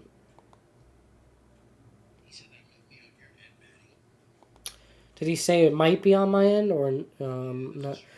But that might be on your end, Matty. Why is it on my end? Oh! Ha! Yeah, Dub. Hold on. I hate myself. It's my end. I'm about to say, everything looks the same. I bet you he sounds good now, right, everybody? Damn it! Pro streamer, everybody. Yeah, I had Dubby's mic muted. Seriously? I seriously did. I forget when I did it. I don't know why I muted you. How long have you been muted? But I thought they said I sounded weird, but like they didn't hear me at all. That's totally a drop on the ball on my part. I'm sorry for that, everybody. Yeah. I don't think you've been muted for long, but I think as you were cutting out, everything's okay over here. I think as you were cutting out, you were having some tech difficulties there. So when you previous left, I muted you, and when you came back in, I never. But you heard me. I was like, hey. I did, and I never unmuted you. Okay. Yeah. All right. Anyway, moving on. Moving on along. So he could hear a whisper, right? No, so Task, you were probably hearing him through my headphones. So that's I got my headphones plugged into my external mic, and I could see on OBS it picks up a little bit the audio, especially when Dub's talking. So you guys were hearing the reverb from that, and I know we got to change all that. It's all bad. But hey, it works for now. No, listen, we were closing discussion. What up, bro? What's up, Taskmaster? What's up, my guy? The Taskmaster. That's the awesome. Yeah, name. it was definitely through the headphones, Herm. Because I could see the mic aux picking up in OBS. I could see all that. So whenever Dub talks and I'm quiet, you can still see my thing going. So it's all right. That's how good I am. Thank you, Zero, for the tech support and pointing out my incompetency. Appreciate that. Oh, man. Thanks for tuning in, guys. Why is it that we have the most viewers on a freaking Wednesday morning at noon. Don't you guys like work or anything? What's going on? Like we'll be like in here Friday night, prime time. Nobody, not a soul. He was like, "What's going on?" Gino's like, "Nah, I'm good." He's Gino's retired. It's a beautiful day, even if it's about to rain here. I know, right? It's a little cloudy, a little muggy. Weather's all right. Temp's not too bad though. Should be all right. Herm, I received a personal invitation. Huh? Oh, today. That's why. Good. You should tune in, man. Set those notifications on, bro. Thanks, Herm, man. Thanks, Herm. Set those notifications I've been talking sports on, with man. Herm since I met Herm. Herm's from Nebraska, man. I was a Cornhusker fan. He's from New York. We're in the Navy together. Forget about it. It's my guy. But we were Cornhusker fans. This New York and a Nebraska kid. Go figure. Here we are, 20, 30 years late almost. Yeah. So, all right. So, we were talking. I was trying to get to contracting with Iglesias. So, Iglesias signed a minor league deal. So, probably at the league minimum. So, it's a 1-year deal. Yeah, 1-year deal. And at the looks of it. Nobody won. At the looks of it, he's going to be maybe at the AAA level. So I don't even know if he's going to be at the team. Maybe not. Wow, he's got to be at the team. It's just but it's just disrespectful, yo. So listen, it's a little disrespectful. He's there. He received an invite at Padres camp. We'll see. I mean, listen, with the numbers that he put up last year, there's no reason why he shouldn't be on a major league roster. I get it, age and everything like that, but he seems like a great clubhouse guy, especially after everything the Mets experienced last year. To me, if you need some depth, you need a utility guy. He's the perfect fit, honestly. So you can't go wrong with that move. Who else was saying Quintana, right? Jose Quintana, yeah. Again, another move where I know the Mets spent a lot of money. So it's really hard for me to get on them and say, hey, why didn't you sign this guy either? The Quintana... Quintana's... NL Central? Milwaukee, yeah, with the Brewers. I knew it. All right. Yeah, also another 1-year deal. Right. I don't think this is definitely not for league minimum. Well, it goes back to the Mets believe the New York Mets believe that they have the pitching guru and the pitching science and the pitching analytics down pat where they can create quality, get the best out of pitchers who were not reaching their total potential prior to becoming a New York Met. They think they have that formula. We saw it they brought back Manaya, we saw it with Manaya, we saw it with Quintana, and they feel like these guys aren't the player. It's them who made them like that. Not Quintana. We made Quintana nice. We'll get another one. That's how the Mets feel as far as they pitching go. And I believe that, and I feel like I can say that because the Mets have not acquired any big pitching. And this is a team supposed to be a threat and a contender, as we all see them as, or most of us see them as. And they didn't acquire any pitching. They feel like that, We're gonna, I agree. I agree. It's hard for me to get on them again because of how much money they did spend. Soto and other players. They didn't necessarily go cheap. They did bring Pete back. I get it. So that offense is looking good, but we understand. That's where the problem lies with the Mets is that rotational depth. And we've already Montas injury. It's something that needs to be addressed. It's something that needs to be addressed. But again, this is the problem. You're looking at the Mets. You got Manaya, Montas, Senga. I like Peterson. The Mets feel like they can fix pitchers, and they also feel like they can make former Yankee players better. Yeah, the whole Clay Holmes experiment is going to be really interesting. They really going to seemingly like they're going with him as a starter. And the manager's a ex-Yankee, Clay Holmes, Severino gone, but he came through. What's my boy Bader? They did well with Severino. They did well with Severino. They did well. I think Severino was given well with a lot of ex-Yankees. Yeah. Bader played as good as a Met. Yep, I agree. I like Bader too. Yeah. And I said they want to continue that trend. Yeah. The Mets feel like their manager's an ex-Yankee. He's been phenomenal. Yeah, Mendoza, forget about it. He was the bench coach here. And when you talk about the Mets acquiring ex-Yankees, the guy got to be good, man, because the Mets don't want no shitty Yankees on their team. They piss them off, or Met fans piss them off more. Got to be like, yeah, we stole them from them. You know? I am intrigued by the trade rumors with Starling Marte. I'm definitely in favor of shipping Marte if you could get a nice piece in return. I don't know, Is he worth that? Yeah, no, he is. He's got some good value, especially for a team that needs a outfield positional player. He's a good bat, nice steady bat. I know he's up there in age. Herm is a Cub fan when you think of Marte. Marte was in Pittsburgh though, so But like, does he have any value? Like, we're looking at it from that New York perspective. Like, Marte? What does he look like to the rest of the big leagues? Hey man, how about this? Mets need pitching, right? Maybe Marte and maybe we have a reunion with Seth Lugo. He's on the Royals. He's right there. You're talking about. Yeah. Maybe a reunion. I could see that being a trade possibility. Are the Royals trying to contend this year? I would imagine they are. I would say, but their pitching's not great though. They're all When Seth Lugo's your second best guy, the pitching's not great as well. The lineups and it worked last year. Right, lineup's formidable, but you're right, exactly. Like they're not. And again, Seth Lugo up there in age, but he had a good year last year, man. 16-9, 3.00 ERA, 1.09 WHIP for those counting. Over 200 innings.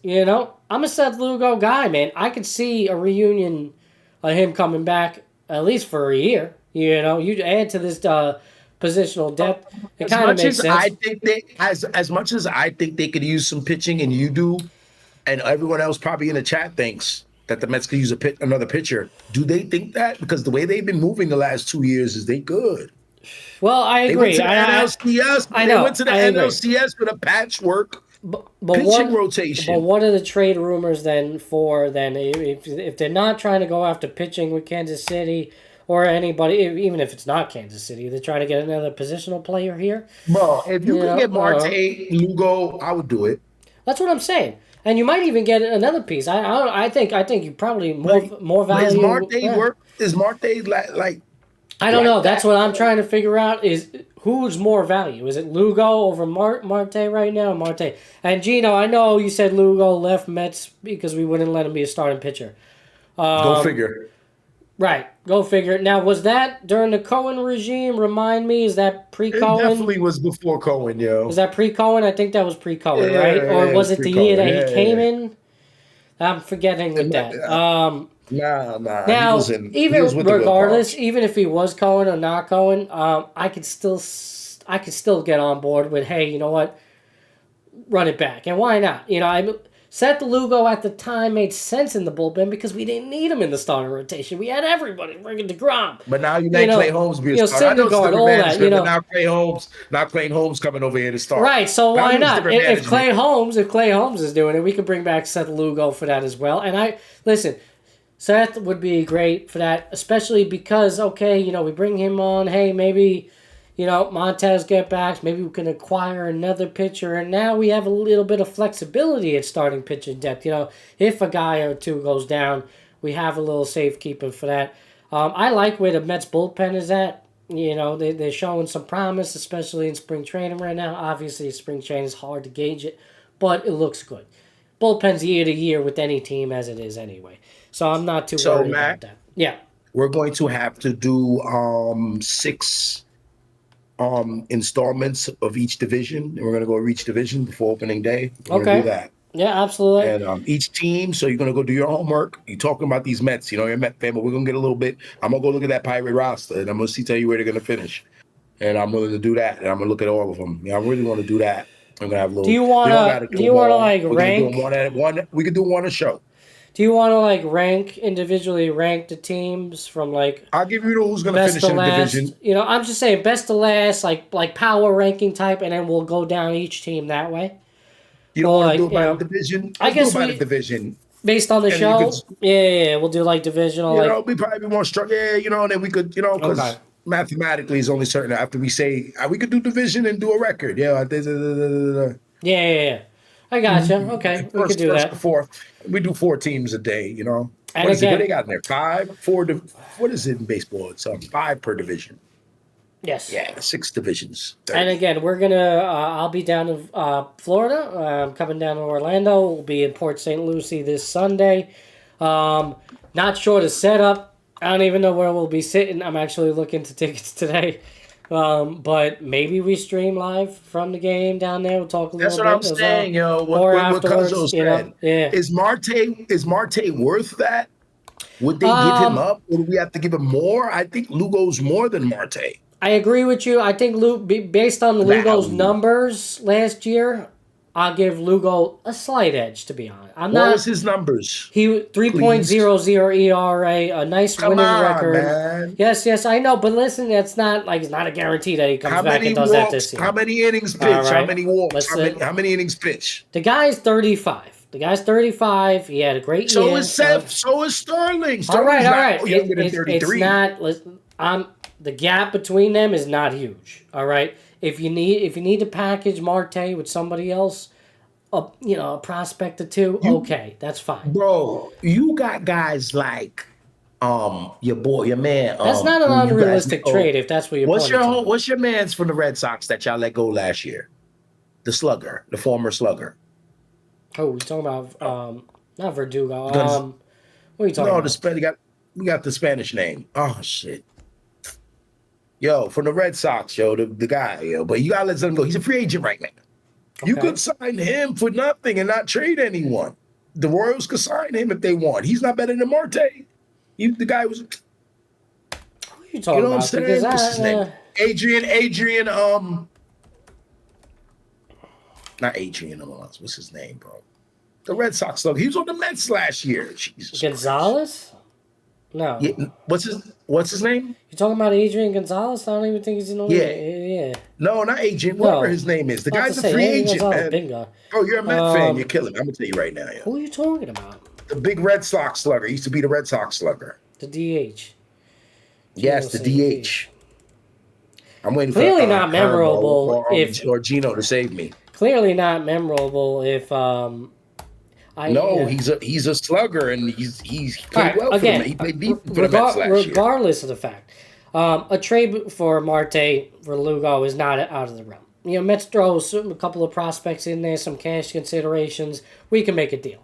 Stop. It's not even like that crazy. Kansas City's not a team where they're in a position to be contending.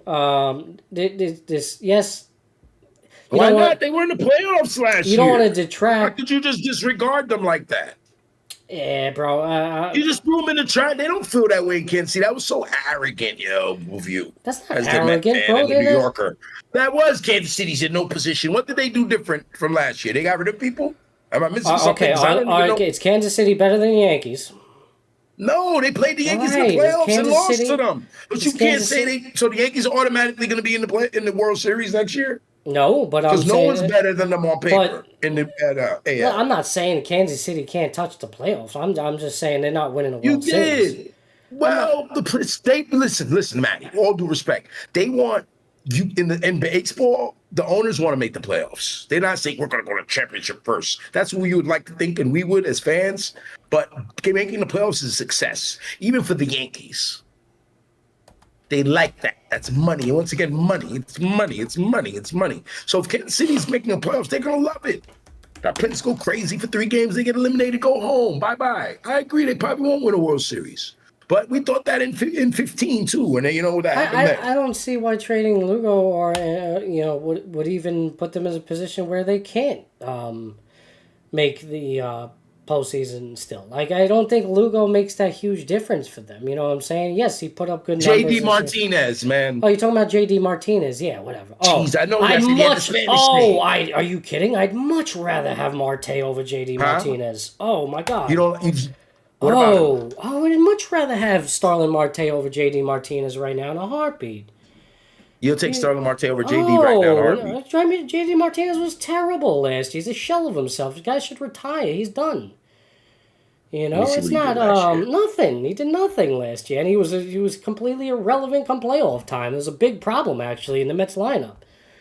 I hated the JD signing. I wasn't a fan of it.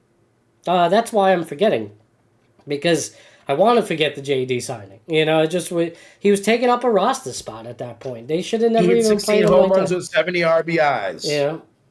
Yeah. Last year. Nah, I mean, like, listen, you know, like,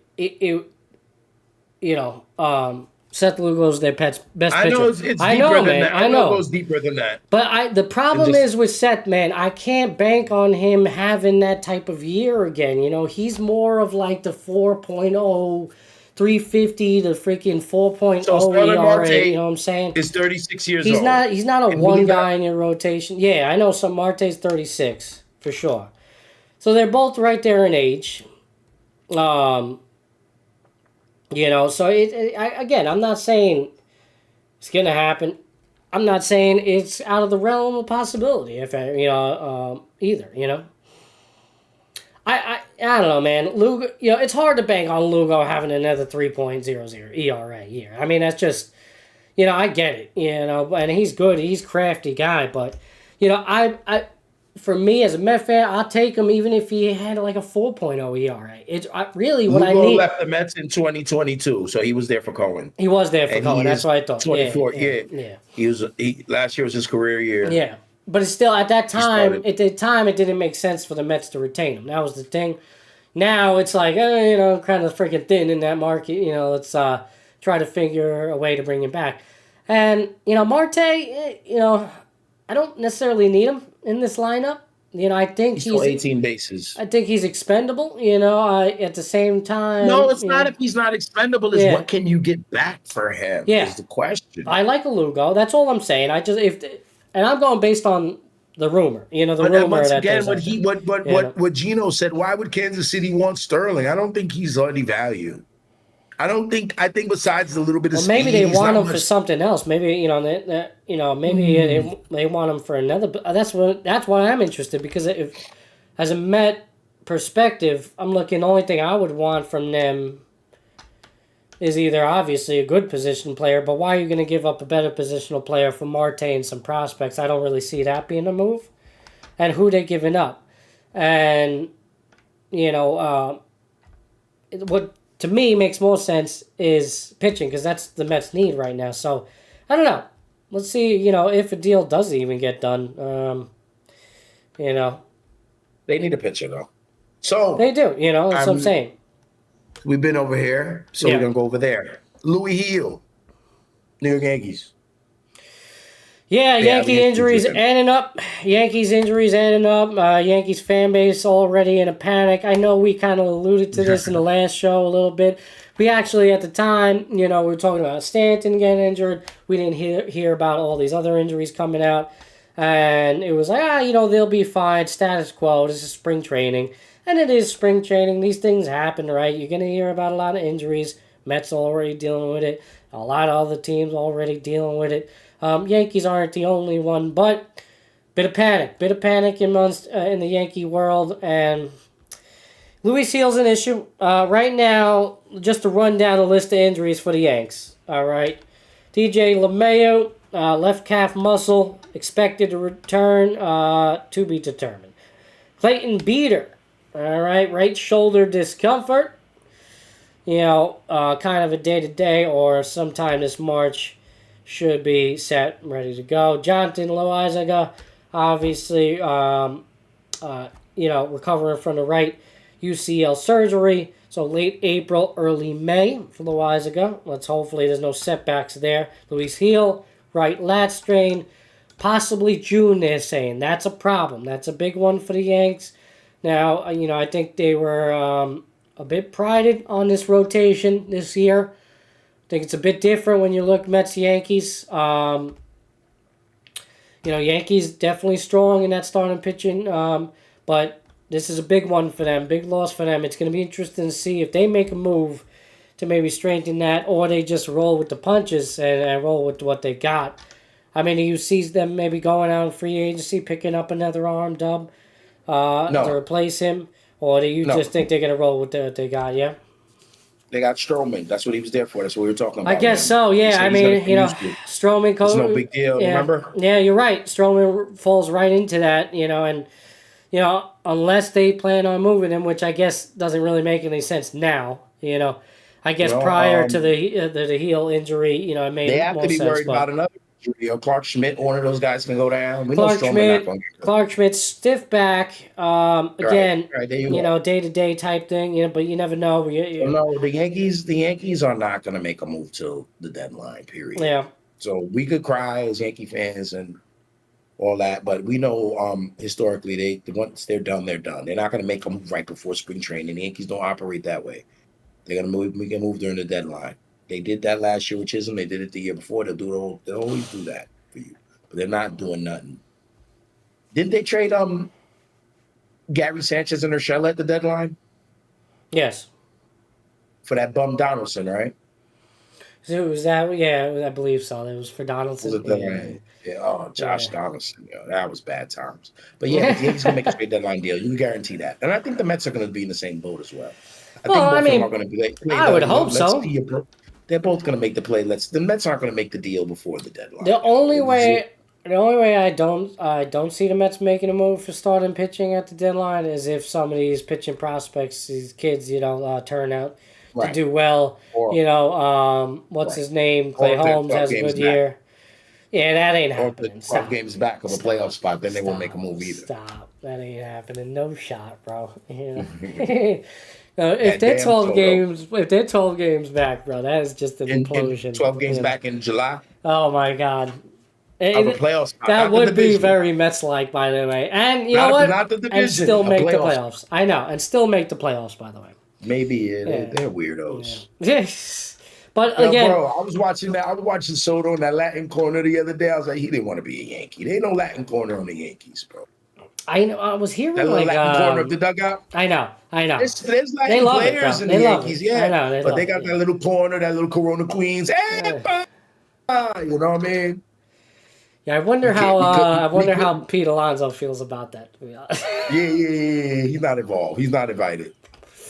He's not a part of that party, man. You even got the young Francisco in there. You know what I'm saying? They just got their own little posse going. Yeah, Francisco's I feel good about it, man. I feel good about it. I'm excited. It remind me of the 07 Mets. Yeah. I'm getting those vibes. It should be a hell of a team, man. Billy Wagner hated the Latin corner. You remember? Yeah. There was some players on the David Wright was chilling. But there was some players on the team like the Latin corner, the guys over there speaking Spanish. Nobody understands them. They're not invited. But listen, if it makes them win, let's go. Absolutely, but the Yankees man. didn't have none. Yeah, the Yankees was definitely just. The Yankees gonna be interesting too, man. I'm really hoping Jazz has a big breakout season, bro, and really reaches his potential as a player in this league, because that's all he's been is potential. Even if in Florida in his best years, make an All-Star game, cool, but that's just potential still. Well, Herm also noted Bellinger as well, so him being in this lineup is going to definitely change things a little bit too. I like Bellinger, always did, especially with that little short porch right in Yankee Stadium. Should be a nice addition, man. But again, injuries happen. These things happen. Man, I wouldn't to get too hung up on it. Bellinger, I just want something. I want some real above expected production from either him or Paul Goldschmidt, especially from Bellinger. Because the fact that Bellinger can play first base and center field still is something that is beautiful for any baseball team. You got a guy who's a first baseman, a real first baseman, not just some athlete you put there. And then he plays center field, and Bellinger can still do that. Yeah. Especially with Stanton, and you have the versatility of a Jazz Chisholm as well. So you can move him back to third anytime you need him there. But starting him out at second base with will, in my opinion, make Volpe a better player. A better defensive player. I think they just have a good combination. And a lot of times in baseball, if you're playing good defense, you can bring it into the field and vice versa. You can bring one thing into the other side of the field. I really expect, man, Stanton though, man. What does he got? Bulky elbows? What? Stanton? I just literally closed it out. He's all busted up. Forget about it. I think it was with the lat with him. Was Giancarlo The Stanton. lat. Oh, forget it. He's never coming back. The lat. Nah, I mean, this is typical Stanton stuff. I guarantee you he'll be fine and ready to go. Was he throwing the discus in off season?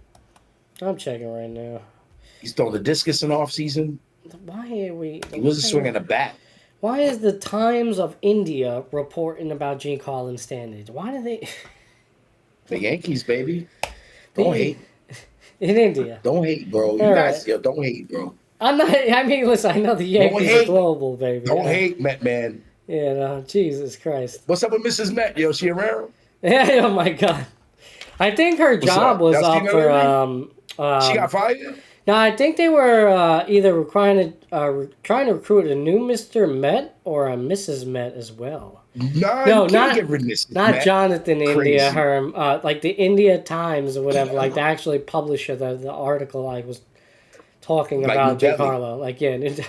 It's like what the hell? Yo, hold on. Mrs. Met is out. No, I think she's there. I think she's still They there. bugging. I think they are trying to hire a new Mr. Met because I seen that job offer. It's a pretty good job, So she bro. gonna leave? It's a pretty good job. No, she's still there. Yeah, Mrs. she's Met still got there. them cheeks. Mrs. Met got that work. Yeah, I know. There's a big thing talked about. Yeah. Wait, hold I'm on. a big fan. Oh, right. Okay, so he got injections in his elbows. So Stanton I will thought be. he was going to say Mrs. Met got injections. Oh man. Yankees designated Giancarlo Stanton will begin the season on the injured list, receiving platelet-rich plasma injections in his elbows. So yeah, he's got a barking elbow. Listen, he'll be all right, man. He's got pain in both elbows now. I don't know. Yeah, this is very typical of Giancarlo. I don't think there's going to be a rush for him to come back at all. You'll probably see him in summer, and that's it. Hopefully, things are status quo with the Yanks. They're in contention. They're doing their thing, and he shows up when it matters most for him. I don't even know why you expect anything less as a Yankee fan at this point. I think that's actually what you would want, if any. Like, I don't even want him to play that many games anymore. Load management the shit out of this guy, and just show up when I need you the most. And hit those dingers come playoff time. I mean, that's a beautiful thing. That's what I really need, out of Giancarlo. So that's that, bro. I'm sorry. I mean, listen, the guy is a playoff machine. All right. So Yeah. If he does what he does in the playoffs last year and he plays 9 games this year, bring him on. Right. That's what I'm saying. Because we're gonna make the playoffs. If he plays 50 games, we'll make the playoffs anyway. We don't care. Yeah. The Latin corner, a lot of jewelry in the Latin corner. Oh my God, bro. This is going to be a great year, bro. We're going to see the Latin corner down in Port St. Lucie on Sunday, bro. You put him behind the dugout, put him behind home plate, blind the opposing pitcher. Blind. I love it. The Mets are so Queens, man. Yeah, it's going to be, I mean, again, and that was the whole reason why I think is not the whole reason why, but it's a part of why Soto wanted to come over. I think that was, and the Yankees kind of got the tight butt cheeks over there syndrome over there. The tight butt cheek syndrome. Even though and that's why the Yankees reacted with the beard. Whether it was the young closer from Milwaukee or Soto or a combination of everything. I agree. Like, yo, I agree. It's time, Yeah. Would Frazier have been better if he had the beard? Let Because me he tell had a you, beard man. in Cleveland in the minors. Let me tell you, I really do think it matters for some players. Not for all players. Some guys, For yes. some guys, I really do think it matters. When we were in the Navy, and we went on restriction, I've been on restriction. Matty knows that. Matty Hermansky. He knows that. You go on restriction, which is punishment. It's non-judiciary punishment, where the captain judges you and he passes down a punishment on you. Right. If you get put on, it's called restriction, where you can't leave the ship for 30 days or 40, whatever they decide to give you. But in that restriction, you know what the first thing they make you do when you get sentenced, when you get convicted of the crime, quote unquote, they shave everything, your facial hair. Right. They make you shave every whisker on your face. You're being punished, bro. Yeah, so all this is going. Right. Yeah. Right. And so, these athletes are a little different. We gave our bodies to the military, and we rented our bodies to the military, leased it, whatever, and we agreed to that so they can do what they want with us. These guys are a little different, a little more sensitive than sailors or soldiers, okay? And you're taking that from them. So absolutely it plays a part in psyche. You're going to shave a lion's mane, the lionesses are going to treat him different. Okay? I follow. The lion, right? They do it, or your kids will treat you different. They see you with your beard your whole life. Your daughter, you just pop up in their house. She's gonna start bugging. Yeah. Yo, man. You're it's just a level of comfortability too. Like as right. It's something if you want to yeah. cut your shit, it's something you decide to do. It's a whole process in changing your look. Right. And you just come here, shave it. You're already in this new place. They traded for you. You didn't want to go there. You might have had a minute in Milwaukee having a good time. I don't know. And you just come here and they just shave it. They do that to that guy. That guy, he went and said something to Hal. Like, I don't like that, man. That's a little bit of an intimidation factor too, while you're playing the sport as well. Guy come in with a nice long beard. Freaking grizzly. Judge up there with the Yeah, that's what made that, that's what made Jason Worth so dangerous all the years. He wasn't a good hitter, Jason Worth. He was dangerous. Imagine Aaron Judge with an Amish beard. Don't go. I have a lot of Jason Worth bad memories as a Met fan. I know, so please, but if you he was a pretty good hitter. All right, I don't know. No, he wasn't. He was a 215 hitter that feasted on you guys. Was he a 215? His career, he had to be better than a 215. Come on, career. Met Jason Worth. Career. He didn't hit. He hit home runs, or he's gonna go sit on the bench. He's gonna hit a K. That's what he's gonna do. I gotta check that real. Fact checking you. Hold on, fact checking you real quick. He was scary in the playoffs, no doubt. But Jason Worth I'm never just saying hit career. I'm just now. Or 240. Ooh, I had a feeling. I had a feeling you were way off. 267 career average, bro. How about when with Washington? And Philly, there was years when he was hitting 215. Well, Washington or Philly. There was years he was hitting 215, hitting 35 home runs. That's anyway. Towards the end, bro. In 2015 with Washington, he batted 221. 2017, 226. But and he's still hitting bombs, right? His best years in Washington, 2012, 300, 2013, 318, 2014, 292. I mean, Jason Worth. And that wasn't the Jason Worth terrorizing you.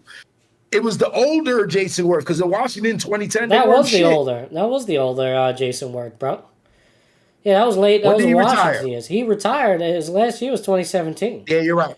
Yeah. You're right. No, didn't he? He didn't win a chip with them. He won only chip with Philly. He left in 2017. That was the last year. Did he play in Philly too? When did he play in Philadelphia? Yeah, he played in Philadelphia between 2007 and 2010. So 4 he won years the championship. with them. Then he got the big money. Yeah. 4 years with them. Yeah, man. But that's just funny. Jason Worth. Brian, bad memories with Jason Worth. My God, I'm pretty sure I've seen a lot of Jason Worth home runs at Shea Stadium and shit. It's been bad. Not Shea Stadium, but Citi Field and all that. And Shea Stadium maybe. You made him sound like he's one of your worst nightmares in the last 15, 20 years. As a Met fan, for sure. Yeah, top five? Oh, yeah, like top five? Chipper Jones, Jason Worth, Trey Turner, any of those Jimmy Philly Rollins. Braves, Jimmy Rollins, any of those Philly Braves fuckers. Hate all, Now it's Acuna. Yeah, now definitely Acuna. Bryce Harper. All those fuckers. Jesus Christ. But some guys terrorize you. Chase Utley, motherfucker. Another motherfucker. Like, Pedroia terrorized us. Yeah, Pedroia. I wasn't. Euclid scared the hell out of me. Schwarber is more homers than singles. Uh-oh. Herm's breaking out the analytics with Schwarber. I'm not. You scared of Schwarber? The Schwarber today? Hell yeah. Back in the day, no. I was never scared of him. But he just got better. He got crazy, He became this crazy home run hitter out of nowhere, bro. Same Joey Votto. I like Joey Votto, man. I like Joey Votto. I like the personality. I like the personality of Joey Votto. I like the guy. Had a good career. Joey solid had a good career. Hall of Fame? Joey had a good career. Nah, not Hall of Fame. Nah. I mean, why not though? In this day and age, maybe we consider it. I think he's in the conversation. Yeah, Yeah, I think definitely not first ballot. You know, yo, the old Hall of Fame, the Get Off My Lawn Hall of Fame, hell no. Yeah. Like CC Sabathia is borderline as hell, probably not gonna make it in the Get Off My Lawn Hall of Fame. But this Hall of Fame, CC Sabathia is a lock. First so ballot? is Messina. They're locks. Yeah. Yeah. Not first ballot. I don't know, whatever. He made it first ballot, right? He did. I think, he did, right? It was first ballot for him? Yeah. Right. See, in this Hall of Fame, yeah. All right, bro. But no, hell no. We're catching up. Freaking big show today. I'm a little over 2 hours already, man. We're going into uncharted territory for you and me over here. Are you good? You want to go longer? We got a lot of people chilling in here. Thank you, everybody, for tuning in. We got a little bit more. Yeah, Thank you for everybody tuning in. Anybody, we are a little over 2 hours here, so if you're I'm going to go to the little boys' room. I'll be right back. All right, that's cool. If you're here, you're chilling, you're in the chat right now, maybe drop a topic down, talk about it for a little bit. We have been going for a little bit today, but of course, you guys always find a way to show up when it's nearing show's end. Here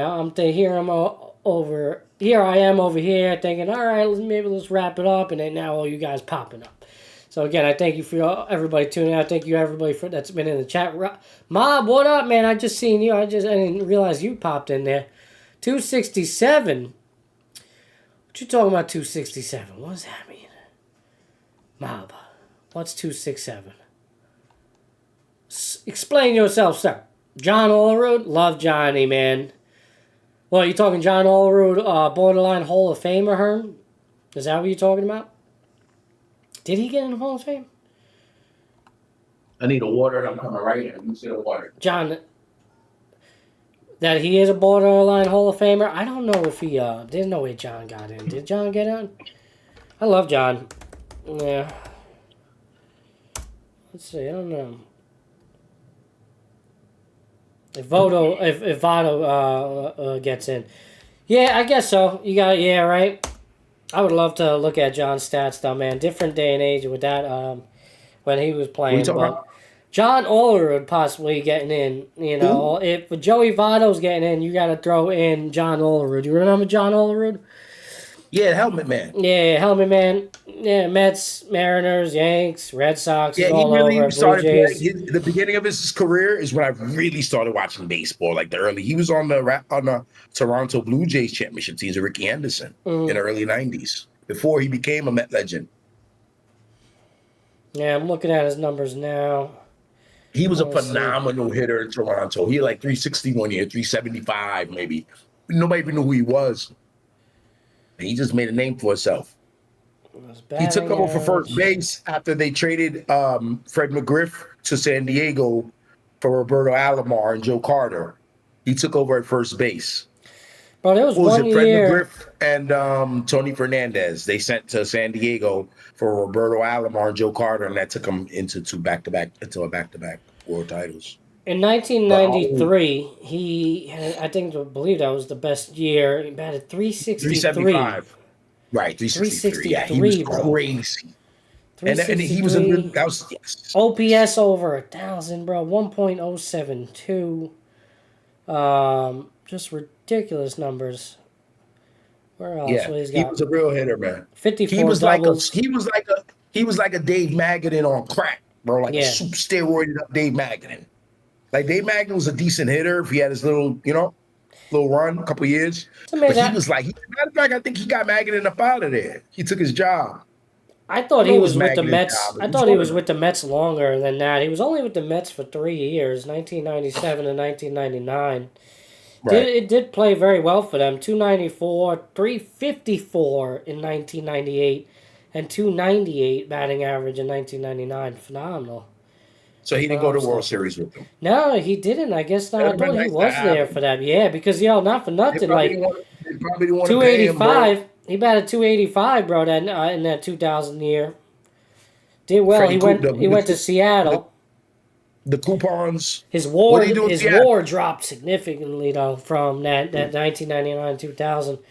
Seattle, first year, the WAR was 3.7. It was bad, but he batted 285.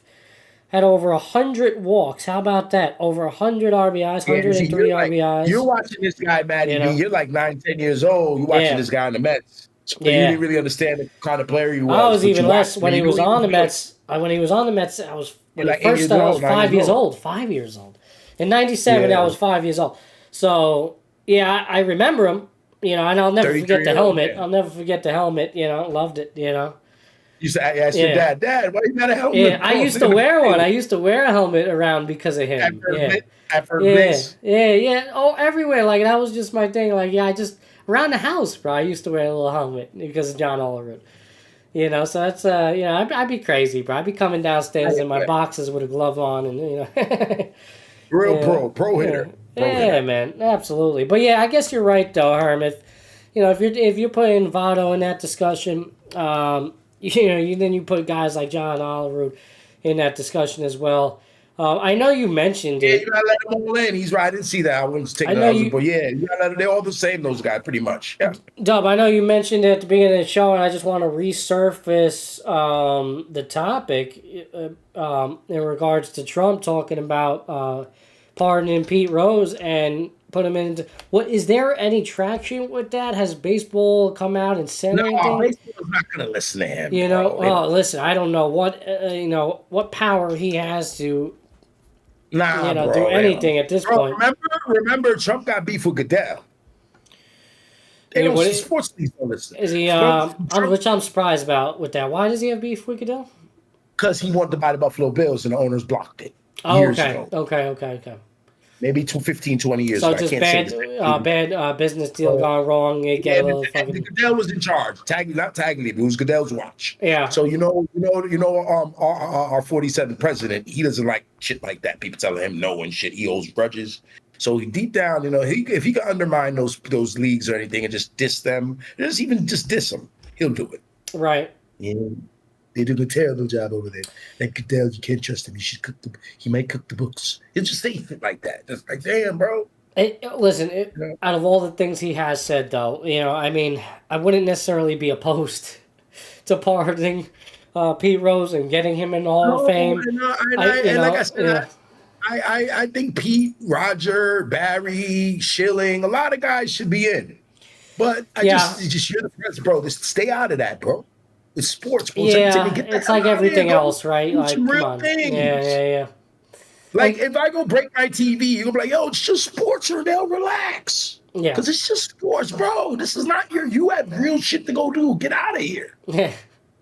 Go get that money, bro. You said you was going to go get us, bro. While we going to watch the game, you go get the money. Get the fuck out of here, you know? Yeah. Talking about Pete Rose, bro. Pete Rose is alive. He was in the White House, bro. You could have spoke on Pete. You could have brought him in and made him feel good. You wait till he's dead. He's dead 8 months. Yeah. It's bullshit. It's just to distract us. Well, it's one of those other things. It's a distraction. It's a distraction. But legitimately, this is a distraction. Stupid. It's just him speaking off the cuff. The United States president talking about the Baseball Hall of Fame, like at pressers and stuff, right after he fights with Canada and just dissolves our relationship with them. It's just kind of like, bro, come on. Yeah. What are we talking about? We're all over the place here. Well, on that note, I think it's a good way to wrap this up because, it just is. It just is, man. We've had a good show going on today. A lot. We've discussed in regards to basketball, baseball, politics, the whole nine. And, the conversation is going to be ever going. We appreciate everybody that's tuning in today. Man. What a ride today. Indeed. Before all you go, please hang out. Before we close out the show, we're definitely going to send some love over to another streamer friend of mine, so I appreciate that. If you can, just keep the channel up and say what up to a good friend of ours in the Shiv Nation community.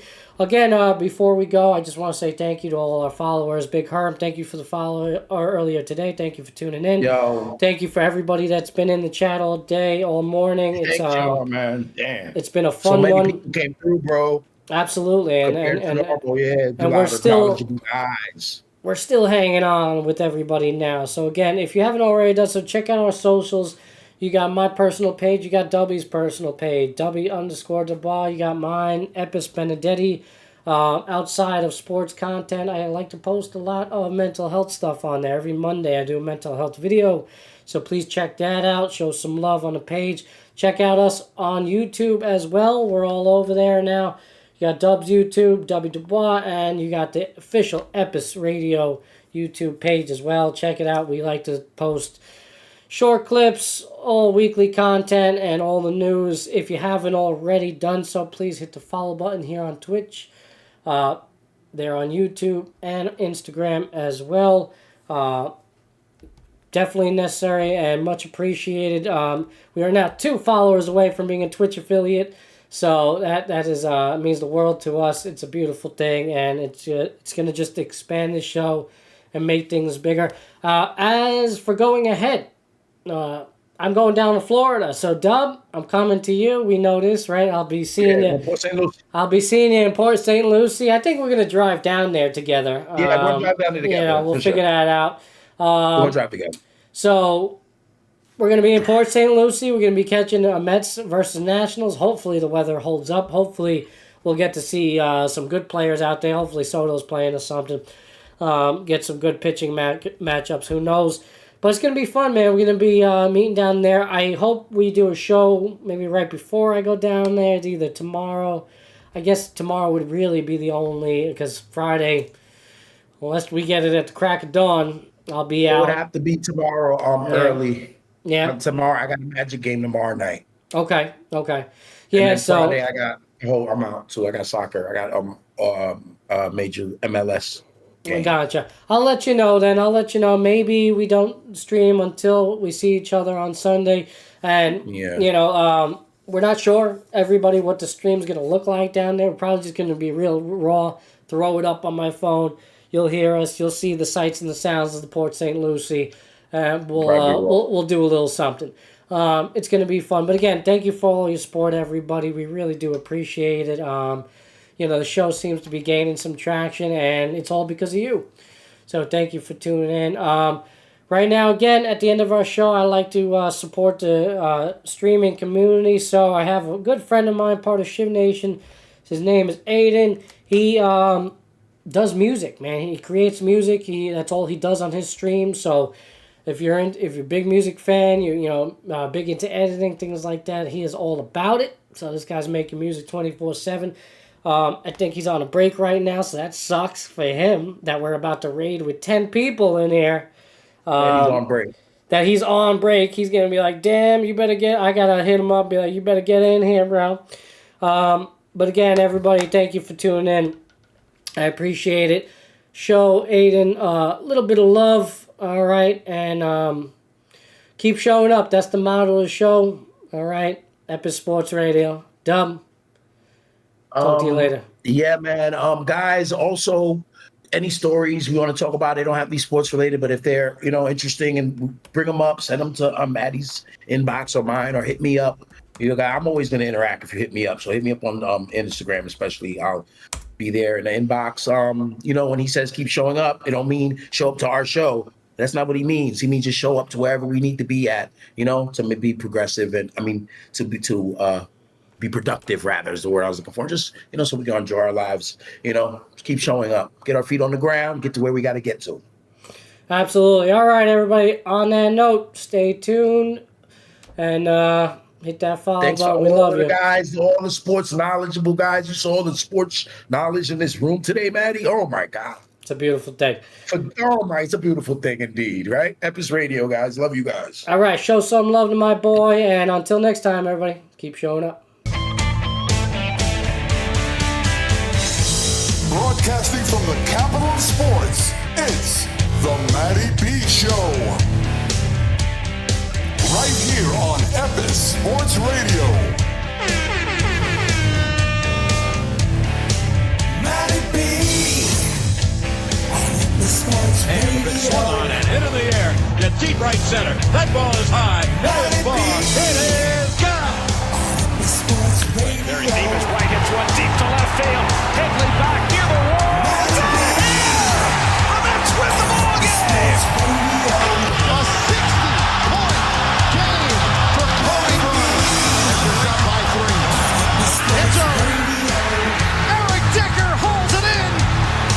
The Jets win in overtime. Epis Sports Radio. Epis Sports Radio.